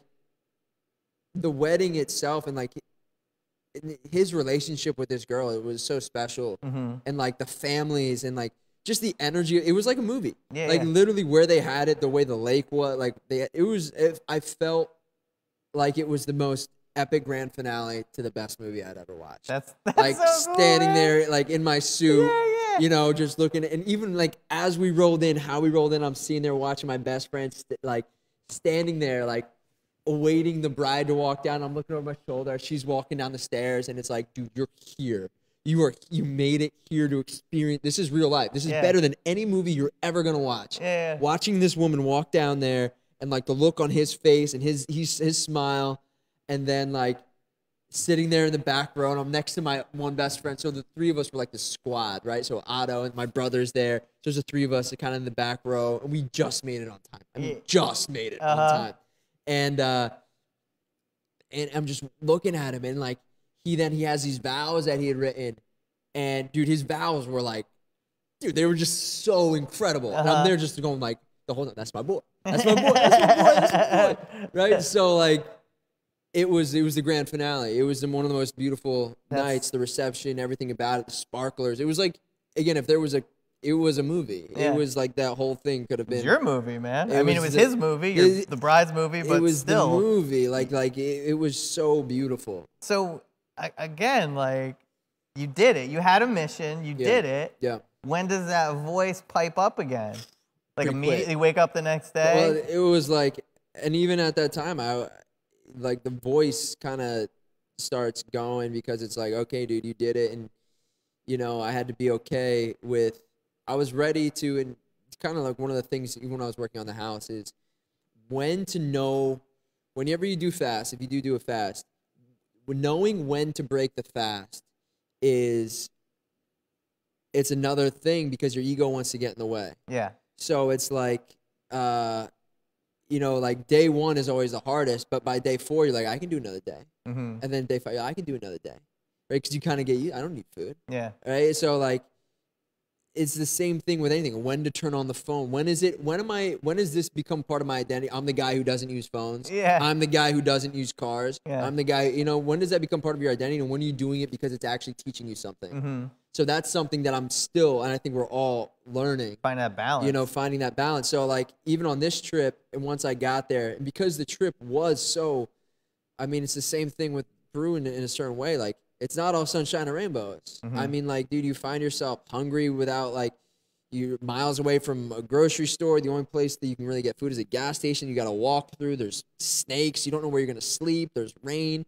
Like, where am I sleeping tonight? Like, that's always used to be a thing that I kind of worried about, but now I have fun with it. You know, and like, if you saw the last trip, the hitchhiking up here, I don't know if you were watching on Instagram, but like, dude, I had fun. It actually became fun knowing, like, hey, dude, worst case, like, where am I going to sleep tonight? Right? Because, like, so many people, I could tell that that's their favorite part because that's something so many people are scared of. Like, he's the guy that's just going to sleep on a bench right in front of an old Red Robin or something like that. Like, yeah, give me a sleeping bag. Like, I'm not scared. Like, what's going to happen, right? So how did you get from the wedding back? You went back to LA, right? Yeah. So this is one, like, talking about breaking the fast. It was like, I was like, okay, like, I'm cool with this now. Like, I've now that I've used the car again, and like, I'm okay with this. So like, I don't know, like, in me, like, I really didn't want to hitchhike again. Like, it's like one of those things. It's almost like I said, it's like jumping back in the pool. It's like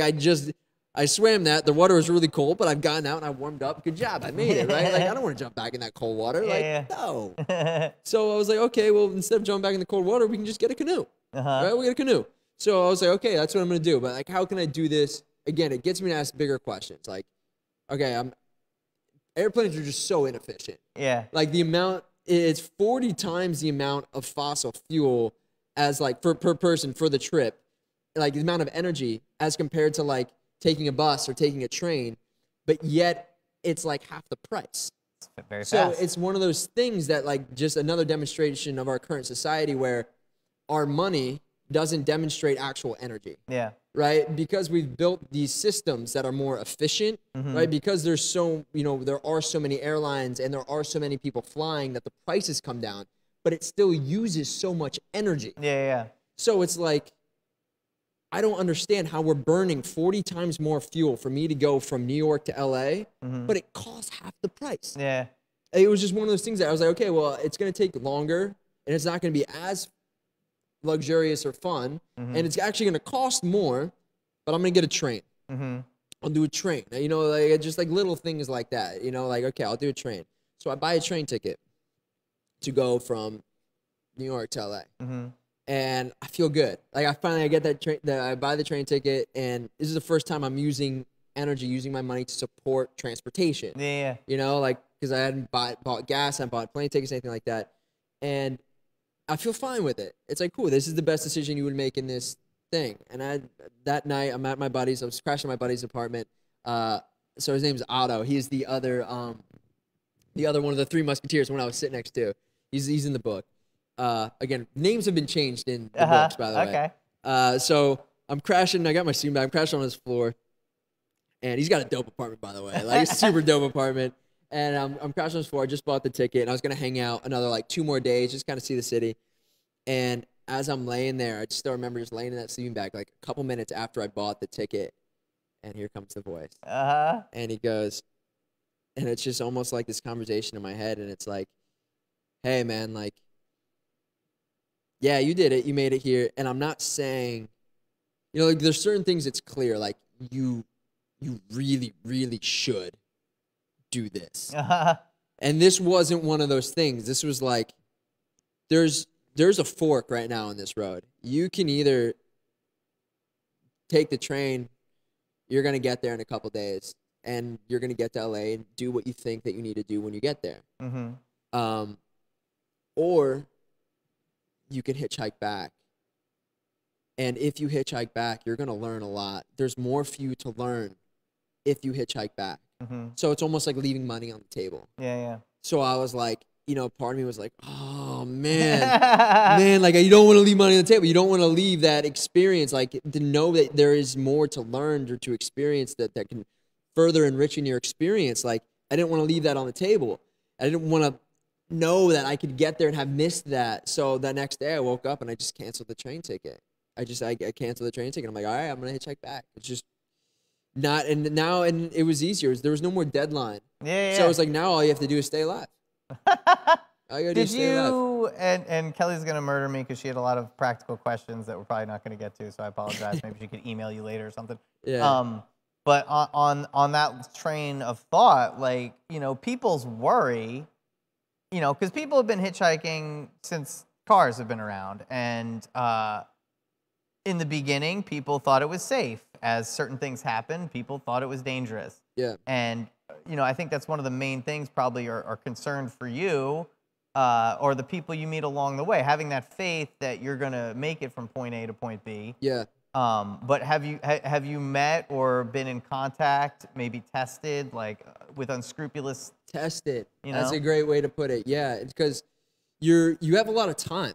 Like you have a lot of time when you're waiting for that next car, and so it's almost like a meditation. It's you want to make sure that, because a lot of it's law of attraction, right? Energy, like we attract certain energy, we attract certain things into our existence when we're ready for them. So it's almost like, I'm just constantly, you'll be at an exit sometimes and you'll see hundreds of cars go by, and your like physical self wants to be like, look at all these people going right by me. Like, don't you see that I'm here? Like, and then you're like, no. They're not the right person. Yeah. The right person's coming at the right time. So that's another thing that, like, another mantra that I say to myself a lot of times is right person, right time. So you might be on this, at certain exits, you might be waiting there for hours and hours, watching hundreds of people judging you, whatever, staring you down, thinking, but then when you remember that, you smile and you go, it's because the right person's coming. That person may have stopped, maybe have taken you 3 or 4 miles, but this next person, maybe they have a story or something to share with you, some kind of lesson that you're going to learn. But not only that, there's 2 things. Not only things that you're going to learn, but that next person that's going to stop might be going to Pennsylvania. They might be going actually where you're going. You don't know who's going to stop, but you trust that the right person at the right time. And so you can tell really quickly, and again, like, it does come over time with confidence. The more that you do it, you can feel out energies, but where you're at, you attract that, man. Like, I met incredible people, but there were some tests. And if you watch the most recent trip up, coming up for the animal sanctuary thing, I was at this one exit, and I got dropped off there, in the afternoon, and I was there from afternoon, and I ended up walking. I had to go find food and then find a place to sleep in that same town, and then wake up, and I was there the next day. And so when you're in the same place for almost 24 hours, it's like you feel stuck. Yeah. You feel, because you watch hundreds of guys, you're like, is this, like, I've been here, I need more food, and you feel stuck. Yeah. And so, like, this truck pulls up, and it's falling apart. You can tell a lot. I try not to judge anything by the appearance either of the car. You don't know who that person is and what they're about when they get inside.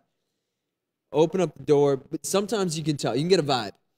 And this guy had a really beat-down truck, and, sometimes I remind myself, too, is they might not be in the best place, but maybe you're there to share something with them and lift them up. Yeah. So I get in the car with this guy, and you can tell already this guy's at a low frequency. Yeah. Right? He's smoking cigarettes. He's just not really in a good place. He's kind of barking, like, "Oh, throw your bag in the back," like, "Oh, where are you going?" And he's kind of mumbling, and I'm like feeling it out. I'm like, whatever. He's the guy that stopped, so let's just feel this out. And I'm like, how far are you going? How far are we going? How many miles? Just so I know where to get off. And like, I'm trying to stay on 95, and I'm talking to him, and he goes, well, actually, I'm going to go move. He just wasn't in a good mood at all. And he's like, he's complaining about everything. I'm like, it's cool, man. Like, we'll get through whatever you're getting through. And for whatever reason, you pick me up, and if I can help you in any way, let's do it. And he goes, well, I'm going to go move. I got to go pick up this bed and whatever. There's a story behind it, right? He was very attached and wrapped up. I go, okay, listen, man, I'm here. I got an extra set of hands. You need an extra set of hands to move that bed? Because that's what you just picked up. So instead of dropping me off at 95, let's go move the furniture. It'll be easier with 2 of us. Then you can drop me back off at 95, right? Let's do that. And just tell this guy needed a boost. So he goes, all right. And he still wasn't geeked out about it. I'm like, you should be geeked, man. Like, you should be geeked. You should be pumped. Like, I'm about to, like, hook you up a little bit, right? And so he's like, first I got to stop for a drink. I'm like, oh, okay. Like, I thought he was thirsty. We pull into a gas station, and he walks out with a Bud Light. And I'm like, it's like 1 o'clock in the afternoon, 12:30, 1 o'clock in the afternoon. And, part of me in my mind goes, okay, that's a celebratory drink for after we finish moving this, and, like, after he's done dropping me off, whatever happens, like, I'm not here to judge people, what they do, to tell people to drink, not to drink, like that kind of thing. But as I'm sitting there in the passenger side of the thing, he reaches for it, and he cracks it open. Oh yeah, he does. And so right when he cracks, I just kind of look at him and go, "You're good? No, you're not. You're gonna drink that right now." And he goes, like, just whatever that was, is like demon almost in him, just gets, yeah. Like, you're like, who are you to tell me what to do? Yeah. Right? So this is almost one of those tests, right? Because then part of you goes, well, you're in a car and you're about to get some miles. So, like, it'd be kind of easy just to keep sitting here and go, oh, it's just one beer. Yeah. And then and I was just like, and then there's that other thing where it's like, no. You know, you express your truth right now, regardless of the circumstances. So I was going to go, listen, man, you know, because you don't know how crazy it is. You don't know what you're about to be stepping on when you start to confront someone a little bit. So I was just like, listen, man, I'm super down to help you. But if you drink that, I'm getting out of the truck. Like, you're not going to have anyone help you move this furniture. And he just starts mumbling like this, starts stuff. And he's like talking about, I got a gun. I don't know if he's talking about, I got a gun or what he's got. I'm like, kind of just looking at him and just go, like, none of that's real. He's trying to project fear. Yeah. But, like, it's not. And I just kind of look at him and he goes, and he just gets really pissed and he goes, all right, man, then that's how it is. And I was like, all right, man, adios. And I just grabbed my bag and I hopped out. And I just kind of like knew, like in that moment, like, dude, that was, you know, not everyone is not everything's going to be sunshine and rainbows. Yeah. I get out, I close the door, and I walk out to the stop sign. And as I'm at that stop sign, I'm like, okay, it's time for a little snack or refuel. You know, eating an apple or something, just kind of regathering my thoughts. And a car pulls up behind me, and I just hear this guy roll down the window. He goes, yo, man, you need a ride. There's a young guy. I'm like, yeah. I was waiting for like days and no one stopped. And I got this guy within a few seconds. I'm not even holding up a sign. Yeah. I hear this dude, the sounding like a cool dude, saying, yo, man, you need a ride. I'm like, yeah, dude, like, where are you going? Like, let me wrap this stack up real quick. Like, let's hit the road. And he's like, dude, so I saw you at that last exit, but I had some errands to run. And when I went to go loop back around, you weren't there anymore. Oh, wow. So he's like, I can't believe I haven't seen you here because we were on a different road. Yeah. He's like, but this is the way that I was finishing my errand. He goes, dude, hop on in. Where are you going? And so he ends up giving me a ride about like 20 miles like north and like pretty much exactly to where that guy was going to drop me off. Same truck stop. But this kid ends up being this awesome dude who like works on houses and builds stuff. And so like we're on the same frequency. Yeah. And we just have this awesome, it's like meeting a brother. And that's kind of like. You took a little detour to find the better way to go. And like that's kind of, it just, when you put yourself in these situations, like the universe demonstrates to you like, that was a little test, but like, hey, don't worry about it. Like, here's your boost. Here's your boost. You made it through. You passed. We're going to get you to where you're going to go anyway. Do you find that, like, you have a different appreciation for, you know, obviously your loved ones and friends, they're your loved ones and friends, but for people that you're going to have this tiny experience with, do you find that you have more of an appreciation for just everyday strangers that you come across?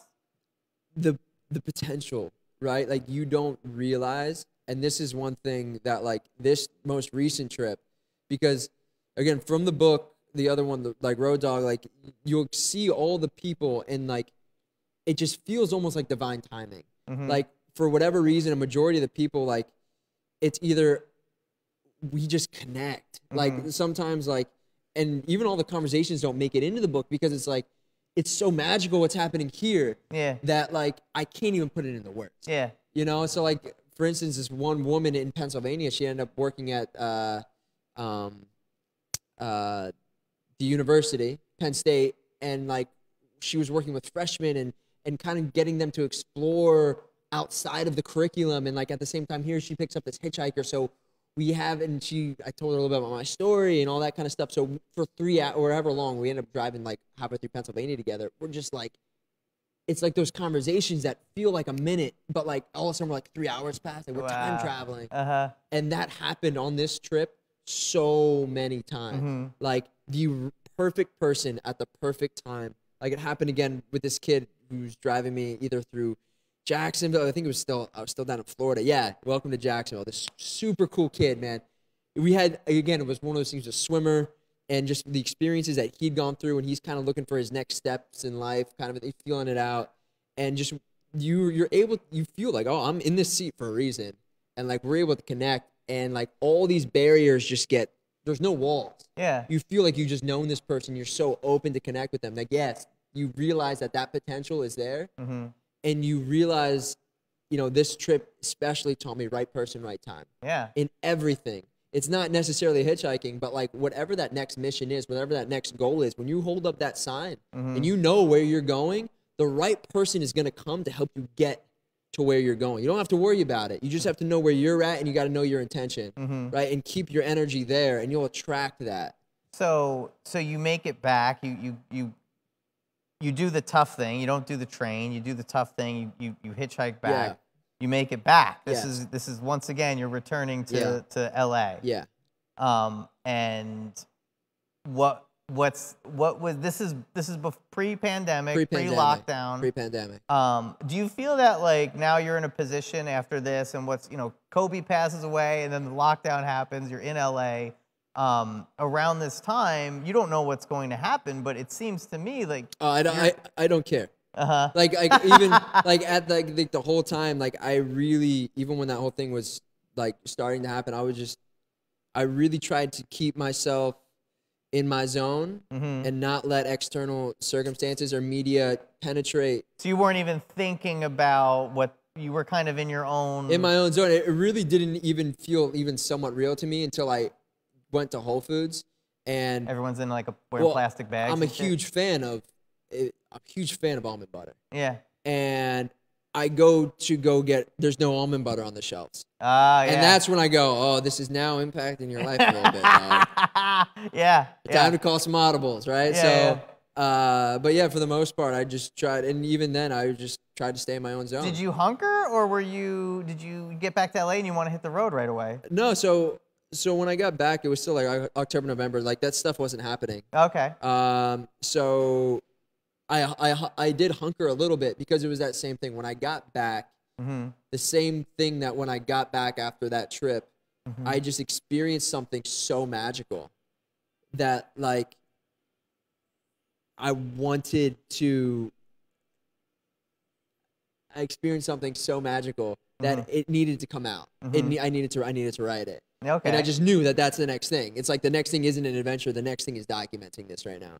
So the same way that I had that space and I just, I wasn't planning on being at that house for whatever 40 days, and it provided me shelter for 40 days as I wrote. And then after that, I ended up renovating it. Like I didn't know what was coming next. The same thing when I got back to LA, I ended up moving back in with my roommates, and, synchronicity, like few odd jobs came. So I was able to like cover rent and like just blessings, right? Just right time, right place, doing things that were in line with my gifts. And, yeah, and it gave me the time to sit down and I just experienced this movie, and I'm like, dude, wow, this movie's fresh. You got to write it. So that's what I did. And it took me a while to write those. Were you a writer pre all this stuff? No. Well, writer in the sense that like I had started dabbling, and this is another thing that kept calling me out to LA, is I'd started dabbling like writing like, just for fun, like screenplays and that kind of stuff. Yeah. And so it's funny because you think that you know why you're going somewhere, but the universe has something else in plan. But it's just like, oh, I'm going to let you think that this is why you're really going there. So like when I was biking back, I was like, oh, I'm going out there to make this movie. Yeah. And like, that's why and one other thing is when you're not using a plane or a car to get somewhere, you have a lot of time to think about why you're going, where you're going. So a lot of times, because we become we're so spoiled with like, oh, it's time to go to the grocery store, it's time to go to work, like, oh, it's time to go. And then before you know it, whatever, if you're commuting, you're driving, whatever, 50 miles or whatever, and you're in your car, it makes it easy. It's very comfortable, air conditioning, heat, whatever you need to keep you happy, you can eat. There's no demand on your body. Yeah. So you're not thinking about really where you're going. You check out when you're riding, or listen to a podcast or something.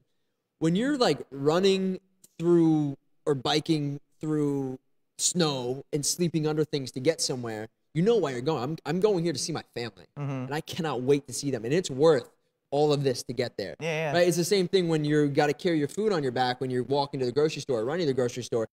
I'm going here to get food to keep me alive. And I only have this backpack because I got to carry everything. It's not like you have a car to haul all of your Oreos and your soda with you, right? Like once I get here, I need to get food to keep me alive, and I got to carry it on my back.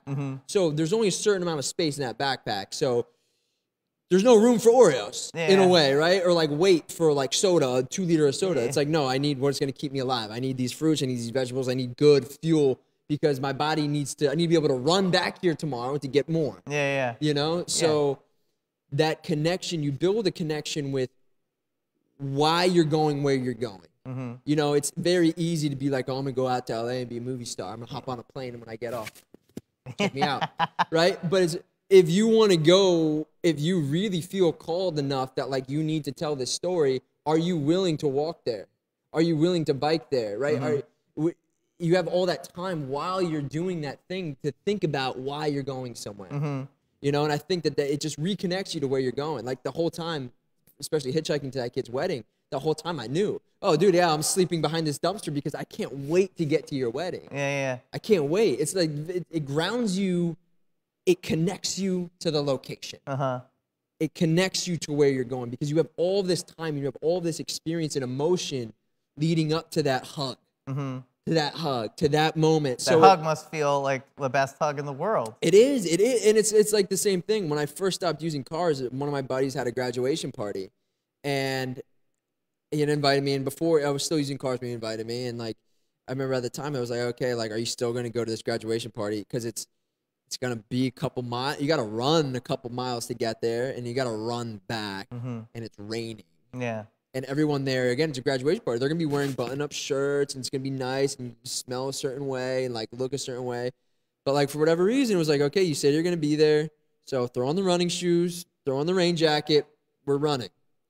So I just ran to this kid's graduation party, it was a couple miles, like, through the city, like, and when I get there, everyone's just kind of standing around, talking about nonsense, eating fried chicken, hanging out. Like, no one really knows what to do. Yeah.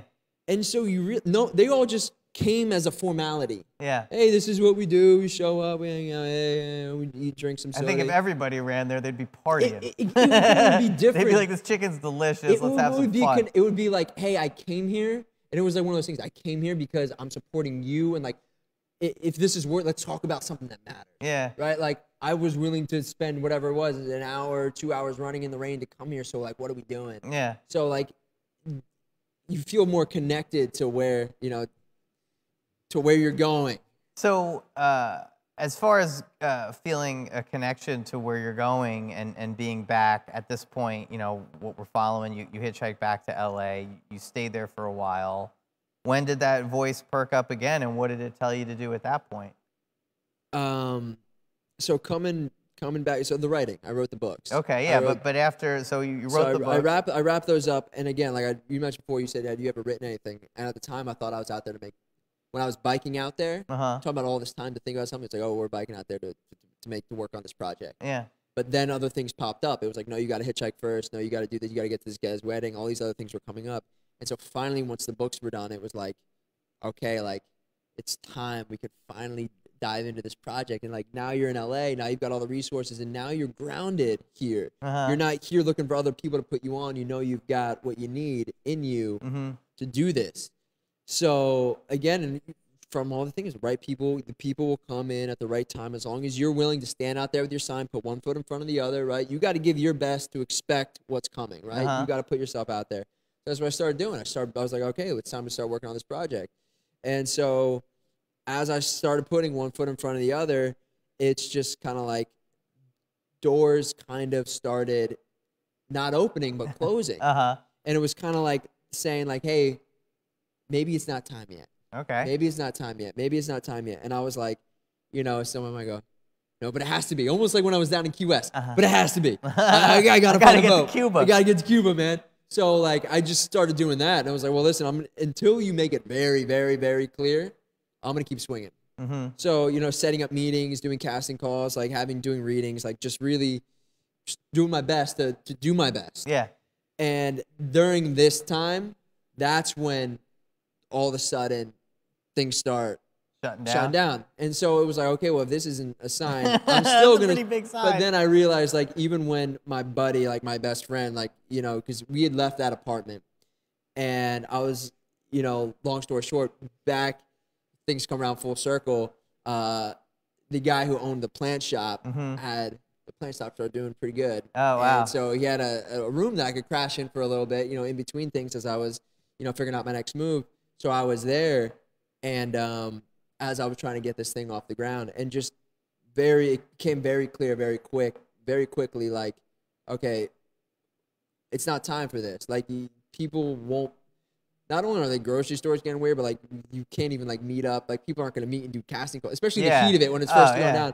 And like it was just like, even that same thing. It just became very clear. It's like, oh, it's time to leave LA.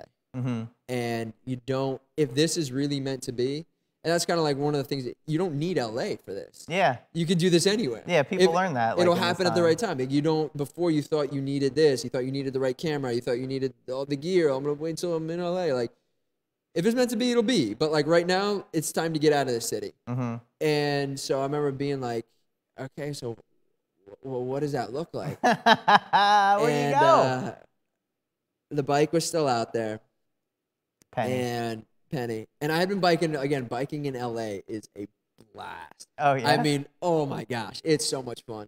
Because like the amount of traffic that there is, like a lot of times I'd like, again, my roommate, Adam, he'd be like, yo, we're going to go over to whatever, we're going to go on a hike or Culver City or to the beach.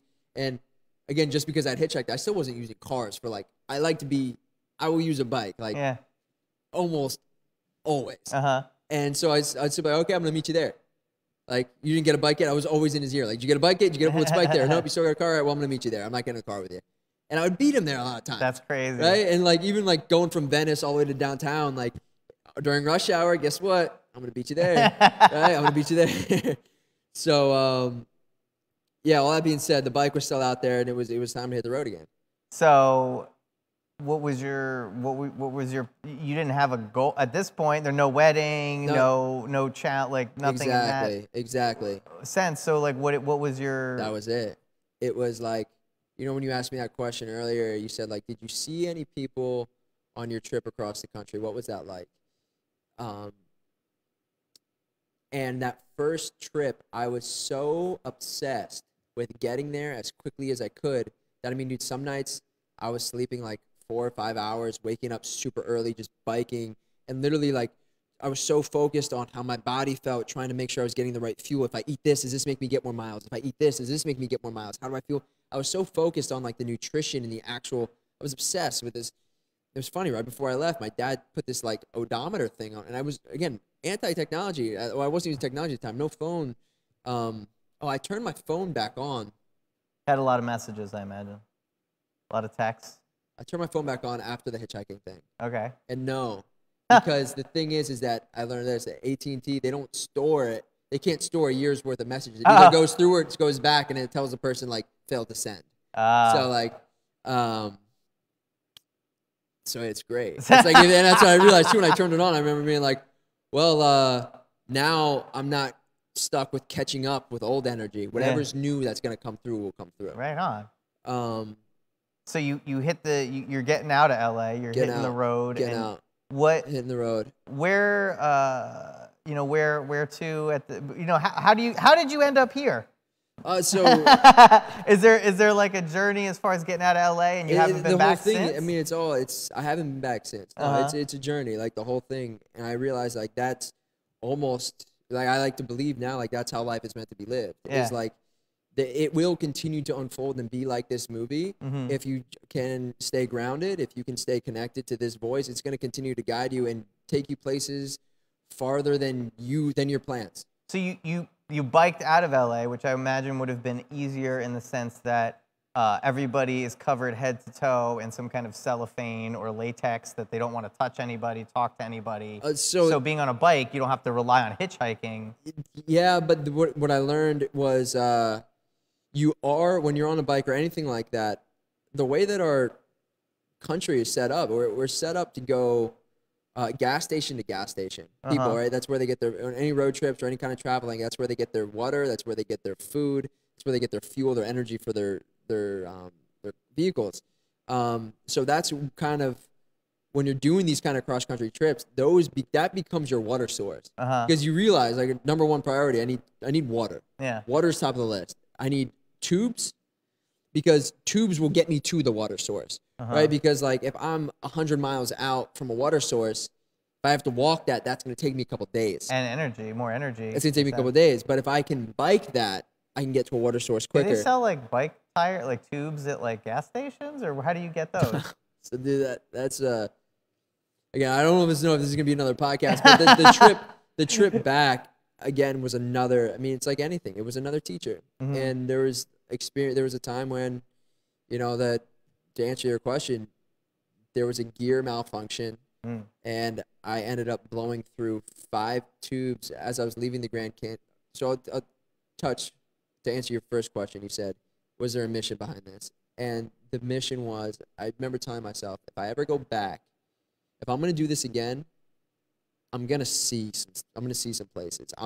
This isn't a race. I had to remind myself, this isn't a race. This isn't about the odometer, right? This isn't about getting 100, how many miles I can get in a day so I can brag about it. This isn't about, you know, racing to prove to anyone that I don't need a car. This is about, dude, you are traveling some of the most beautiful land. Like, this country is so beautiful, and you got to take this in. So, like, don't you dare bike past that Grand Canyon and not see it. So, like, let's do that. Let's do that. Let's go bike to the Grand Canyon, you know? So, biked up to the Grand Canyon. And, again, because of, like, COVID, it was shut down for the most part. But they'd open it. You're talking about divine timing. It was, like, a holiday weekend. So, they'd open it up for, like, certain peak hours. And I don't know if I'd written – I think this is a blog I actually put up on my website about riding into the Grand Canyon that morning. It was cold. Gear, you're learning that book and in the other books, like gears, you're always learning gear. And again, I like to kind of try and do things with the bare minimum just so that it shows, you know, it can be in a demonstration to people that, like, you don't need a $5,000 bike. You don't need the Sub-Zero sleeping bag to have these kinds of experiences. Money is not a preventer from this. It's just you stepping outside your comfort zone. So how did it go from this personal journey to, I see you're raising money for like an animal shelter? Yeah, yeah. So how did it go from you on this internal thing to like? It was just like, it was just naturally the next step. I was down in Florida, and I keep in really good touch with my brother, and he had just, you know, been up on this animal sanctuary, taking a position up here. This place just needed energy, man. It not only needed like physical hands, but like the structures are falling apart. The animals need food, like fundraising. It's just on its last leg kind of a thing. It just needed some boost. So my brother's like, you know, for whatever reason, he felt called to this place to give it his energy. And so he was up there working on it. And the project that was given to him was, you know, he was expected to build a pigeon enclosure, which is a big thing. They're like saving pigeons? They're saving pigeons. They have all kinds of animals, but it's like almost when someone comes to them and says, like, listen, we have these pigeons, whatever reason, these pigeons need a home. I don't know the details behind all of it, but it's almost like they get unloaded. It's like, hey, all of a sudden we got 100 and some pigeons and they don't need a home, but like, yeah, we'll take them, right? And then like I guess they were trying to house them in a barn, but like foxes and other animals, I don't know, like animals can get to them, so they needed to be fenced because they're helpless animals essentially. Were they like exotic pigeons? I don't know the details of the pigeons. So you were there, or you are there, or you're going there? So I was in Florida. My brother was up there, and he was building. You know, his mission was like, it's not his sanctuary. So the guy that was running it was pretty much like, this is the next project is to build this pigeon enclosure. It needs to be built. And he goes, okay, like, I can do that. Like, I know from working on this house, I have the ability to do that. So he starts building this thing. One dude. Like, I know it's like to build something with 2 dudes, but like one dude to try and like frame something and then like hang roofing and siding. And I could just tell how, like, when you're doing something by yourself, how overwhelming it can be, right? Because you've done it. It's inch by inch, right? It's inch by inch. And sometimes it's, you know, to do little things where if I just had another set of hands, right? And so he had spent all this time building this thing by himself. And we would stay in touch, and he'd talk to me, and I could just hear how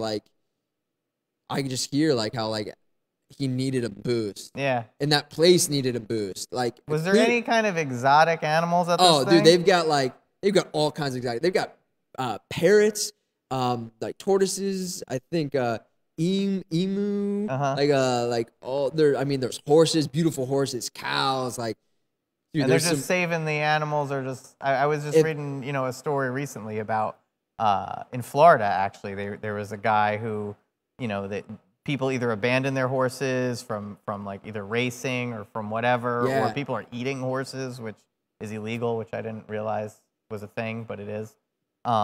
So people are just abandoning animals. Exactly. And what is the name of this It's place? called Shinoa Manor. Uh-huh. And so yeah, they're just providing. They're doing their best to provide a place. I mean, because if these animals don't go there, they're going to be euthanized. They're going to be killed. Yeah. So it's like, hey, clearly it's not perfect yet, right? But they're doing their best to provide a place at least where these animals can like live and stay alive. And by no means are they living in luxury, but like enough to keep them fenced off from predators and keep them alive.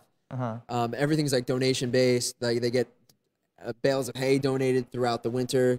So yeah, I was just like, after talking to my brother, I'm like, dude, clearly this place, you should have, if they don't have like the resources to have someone else to help you, like this place needs resources. It needs funding. It needs money. Like that's the first thing it needs. Like your time would be better spent raising money than trying to Superman build this thing by yourself, right? Like get a couple grand together and then build this thing with like 4 people and bang it out. Yeah. Because the pigeons, where are the pigeons in the meantime? They're like in a barn, but I guess because for whatever reason, some of them, that's the other thing. There was like a time crunch on it because like they weren't safe where they were. They kept dying. So like the guy who's running the thing going, I got dying pigeons. This enclosure isn't built yet. So like that kind of that pressure got relayed onto my brother. And so I could just tell he was like doing his best, but one man can only do, so much, yeah. And so it was like that thing in my mind. I was like, okay, 1 can slay 1,000 from the Bible. 1 can slay 1,000, 2 can slay 10,000, right? Like I'm coming up. And I was like thinking, I just noticed because I'd done a couple. Once I turned my phone back on, I did a little trip just for fun down to Miami on the bike. I want to see if I could do it in one shot, just without sleeping, that kind of thing. And so I recorded it. And so like I noticed that when I did that, and I did another one to my sister's wedding. I biked to my sister's wedding. I recorded that one too. With the phone. Yeah. And I noticed that a lot of people liked following the adventure. Yeah. And I was like, well, okay, like if I'm gonna go up there, this is gonna be easy. Like I've done all these things before. I'm not biking up there, so I don't have to worry about the physical energy. If I hitchhike, can I maybe raise some awareness to at least this no one knows what this place is, Sonoma Manor. No one knows what it is. At least getting some people to be aware that this place exists and it's not that far away. And if you've got a couple extra bucks, like so, and then this is kind of where it all kind of started wrapping up, coming together. It's like, okay, well, a normal person right now would get an airplane and fly up to Pennsylvania. And I'm like, okay, well, that's 100. I looked it up and it was cheap. There's cheap flights. Yeah. I'm like, well, especially now, yeah. I'm like, how again? And it blows my mind. Like, how are we using this much fuel, but yet we've driven it down to a price where it's that cheap? The world is upside down right now.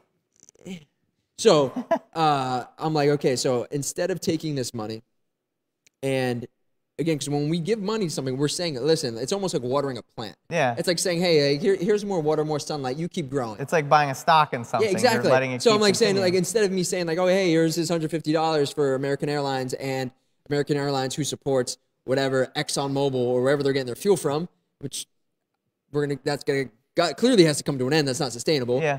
So instead of me watering that plant, I can water Sonoma Manor. So here's this $150. Sonoma Manor, let's start a fundraiser, and I'm going to put this $150 and give it to Sonoma Manor. And that's really all I did. I just said, okay, now I'm going to make a video and say, like, hey, this, instead of giving my money to an oil industry, I'm going to give my money to Sonoma Manor.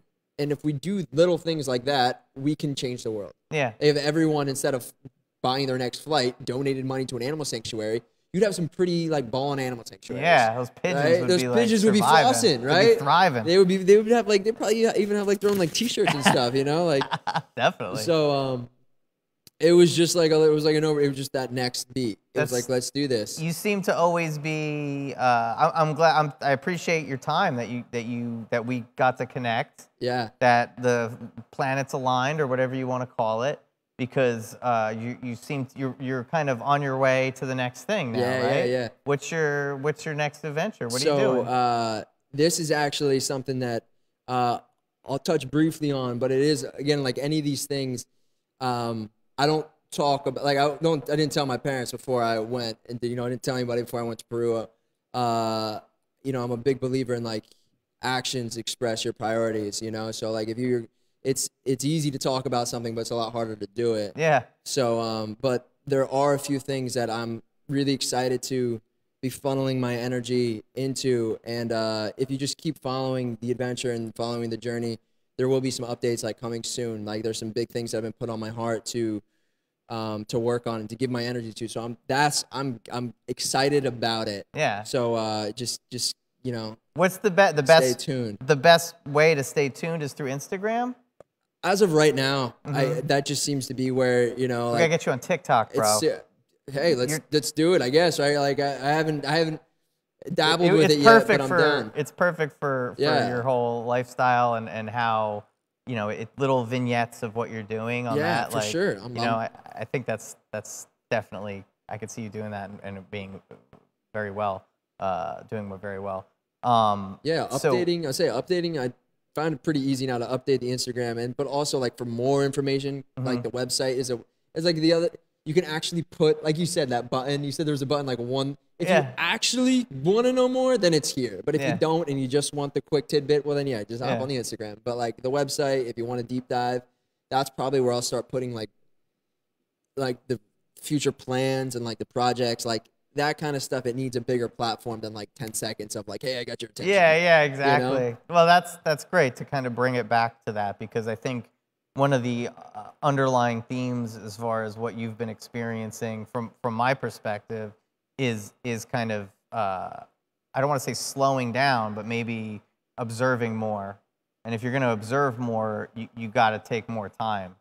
So, like, it seems like society now, it's a lot of let's hurry up, let's do this very fast, let's get things going, and for some reason we have these forces out there that are bending people to this idea that that's better to do it that way.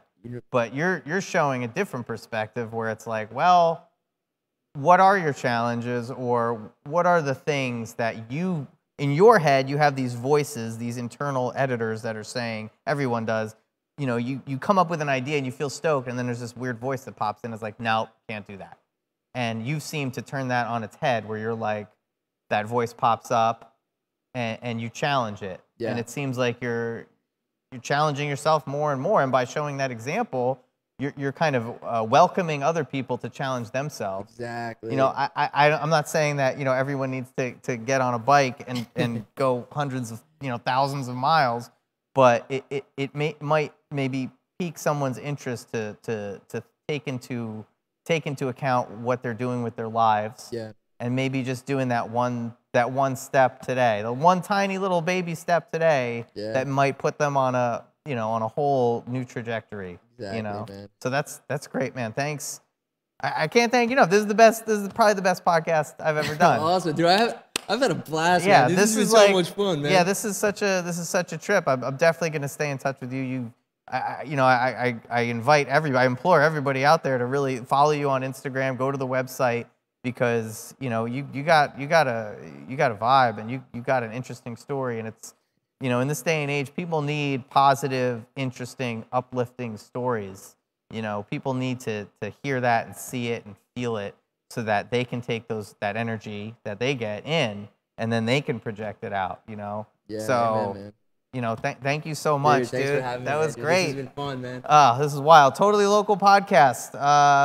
Follow Michael's adventures. We'll be putting up all the information again. What an incredible story. You can follow us. I'm in Monmouth and Ocean County. I'm not really going anywhere, guys. Sorry, but if you want to get in touch or check out this episode again, or check out other episodes, Totally_Local_podcast. And if you're on Facebook, you already know. So again, thank you so much. And I mean, that was epic. That was a blast. That was epic. Thank you so much. Oh, wow. Oh, Rec Studios. Thank you. Rec Productions. Thank you for this again, making it look so good, James. Oh yeah, and all the guys behind the scenes. Oh, so good. Aaron, thank you, Aaron. Thank you, Chris Dietz. Dietz, you got to come back on. He's talking about a beautiful person. He really once we got into, when I had him, when we interviewed him, it was really funny to unfold. You know, you go from an accountant to a real person, and you learn more about them. So I can't wait to sit down with him again. I don't know. That's it. Goodbye. Peace. Wow. Dude, that was dope, man. Woo! I feel like I watched like a trilogy. I feel like I watched. It's the cacao. It's the cacao. The cacao. I kept thinking about the cacao. I'm like, holy crap, man. I'm like in the zone. Oh. Oh. Can I keep this book? Do I owe you for the book? Yeah, no. Let me I was just gonna write a little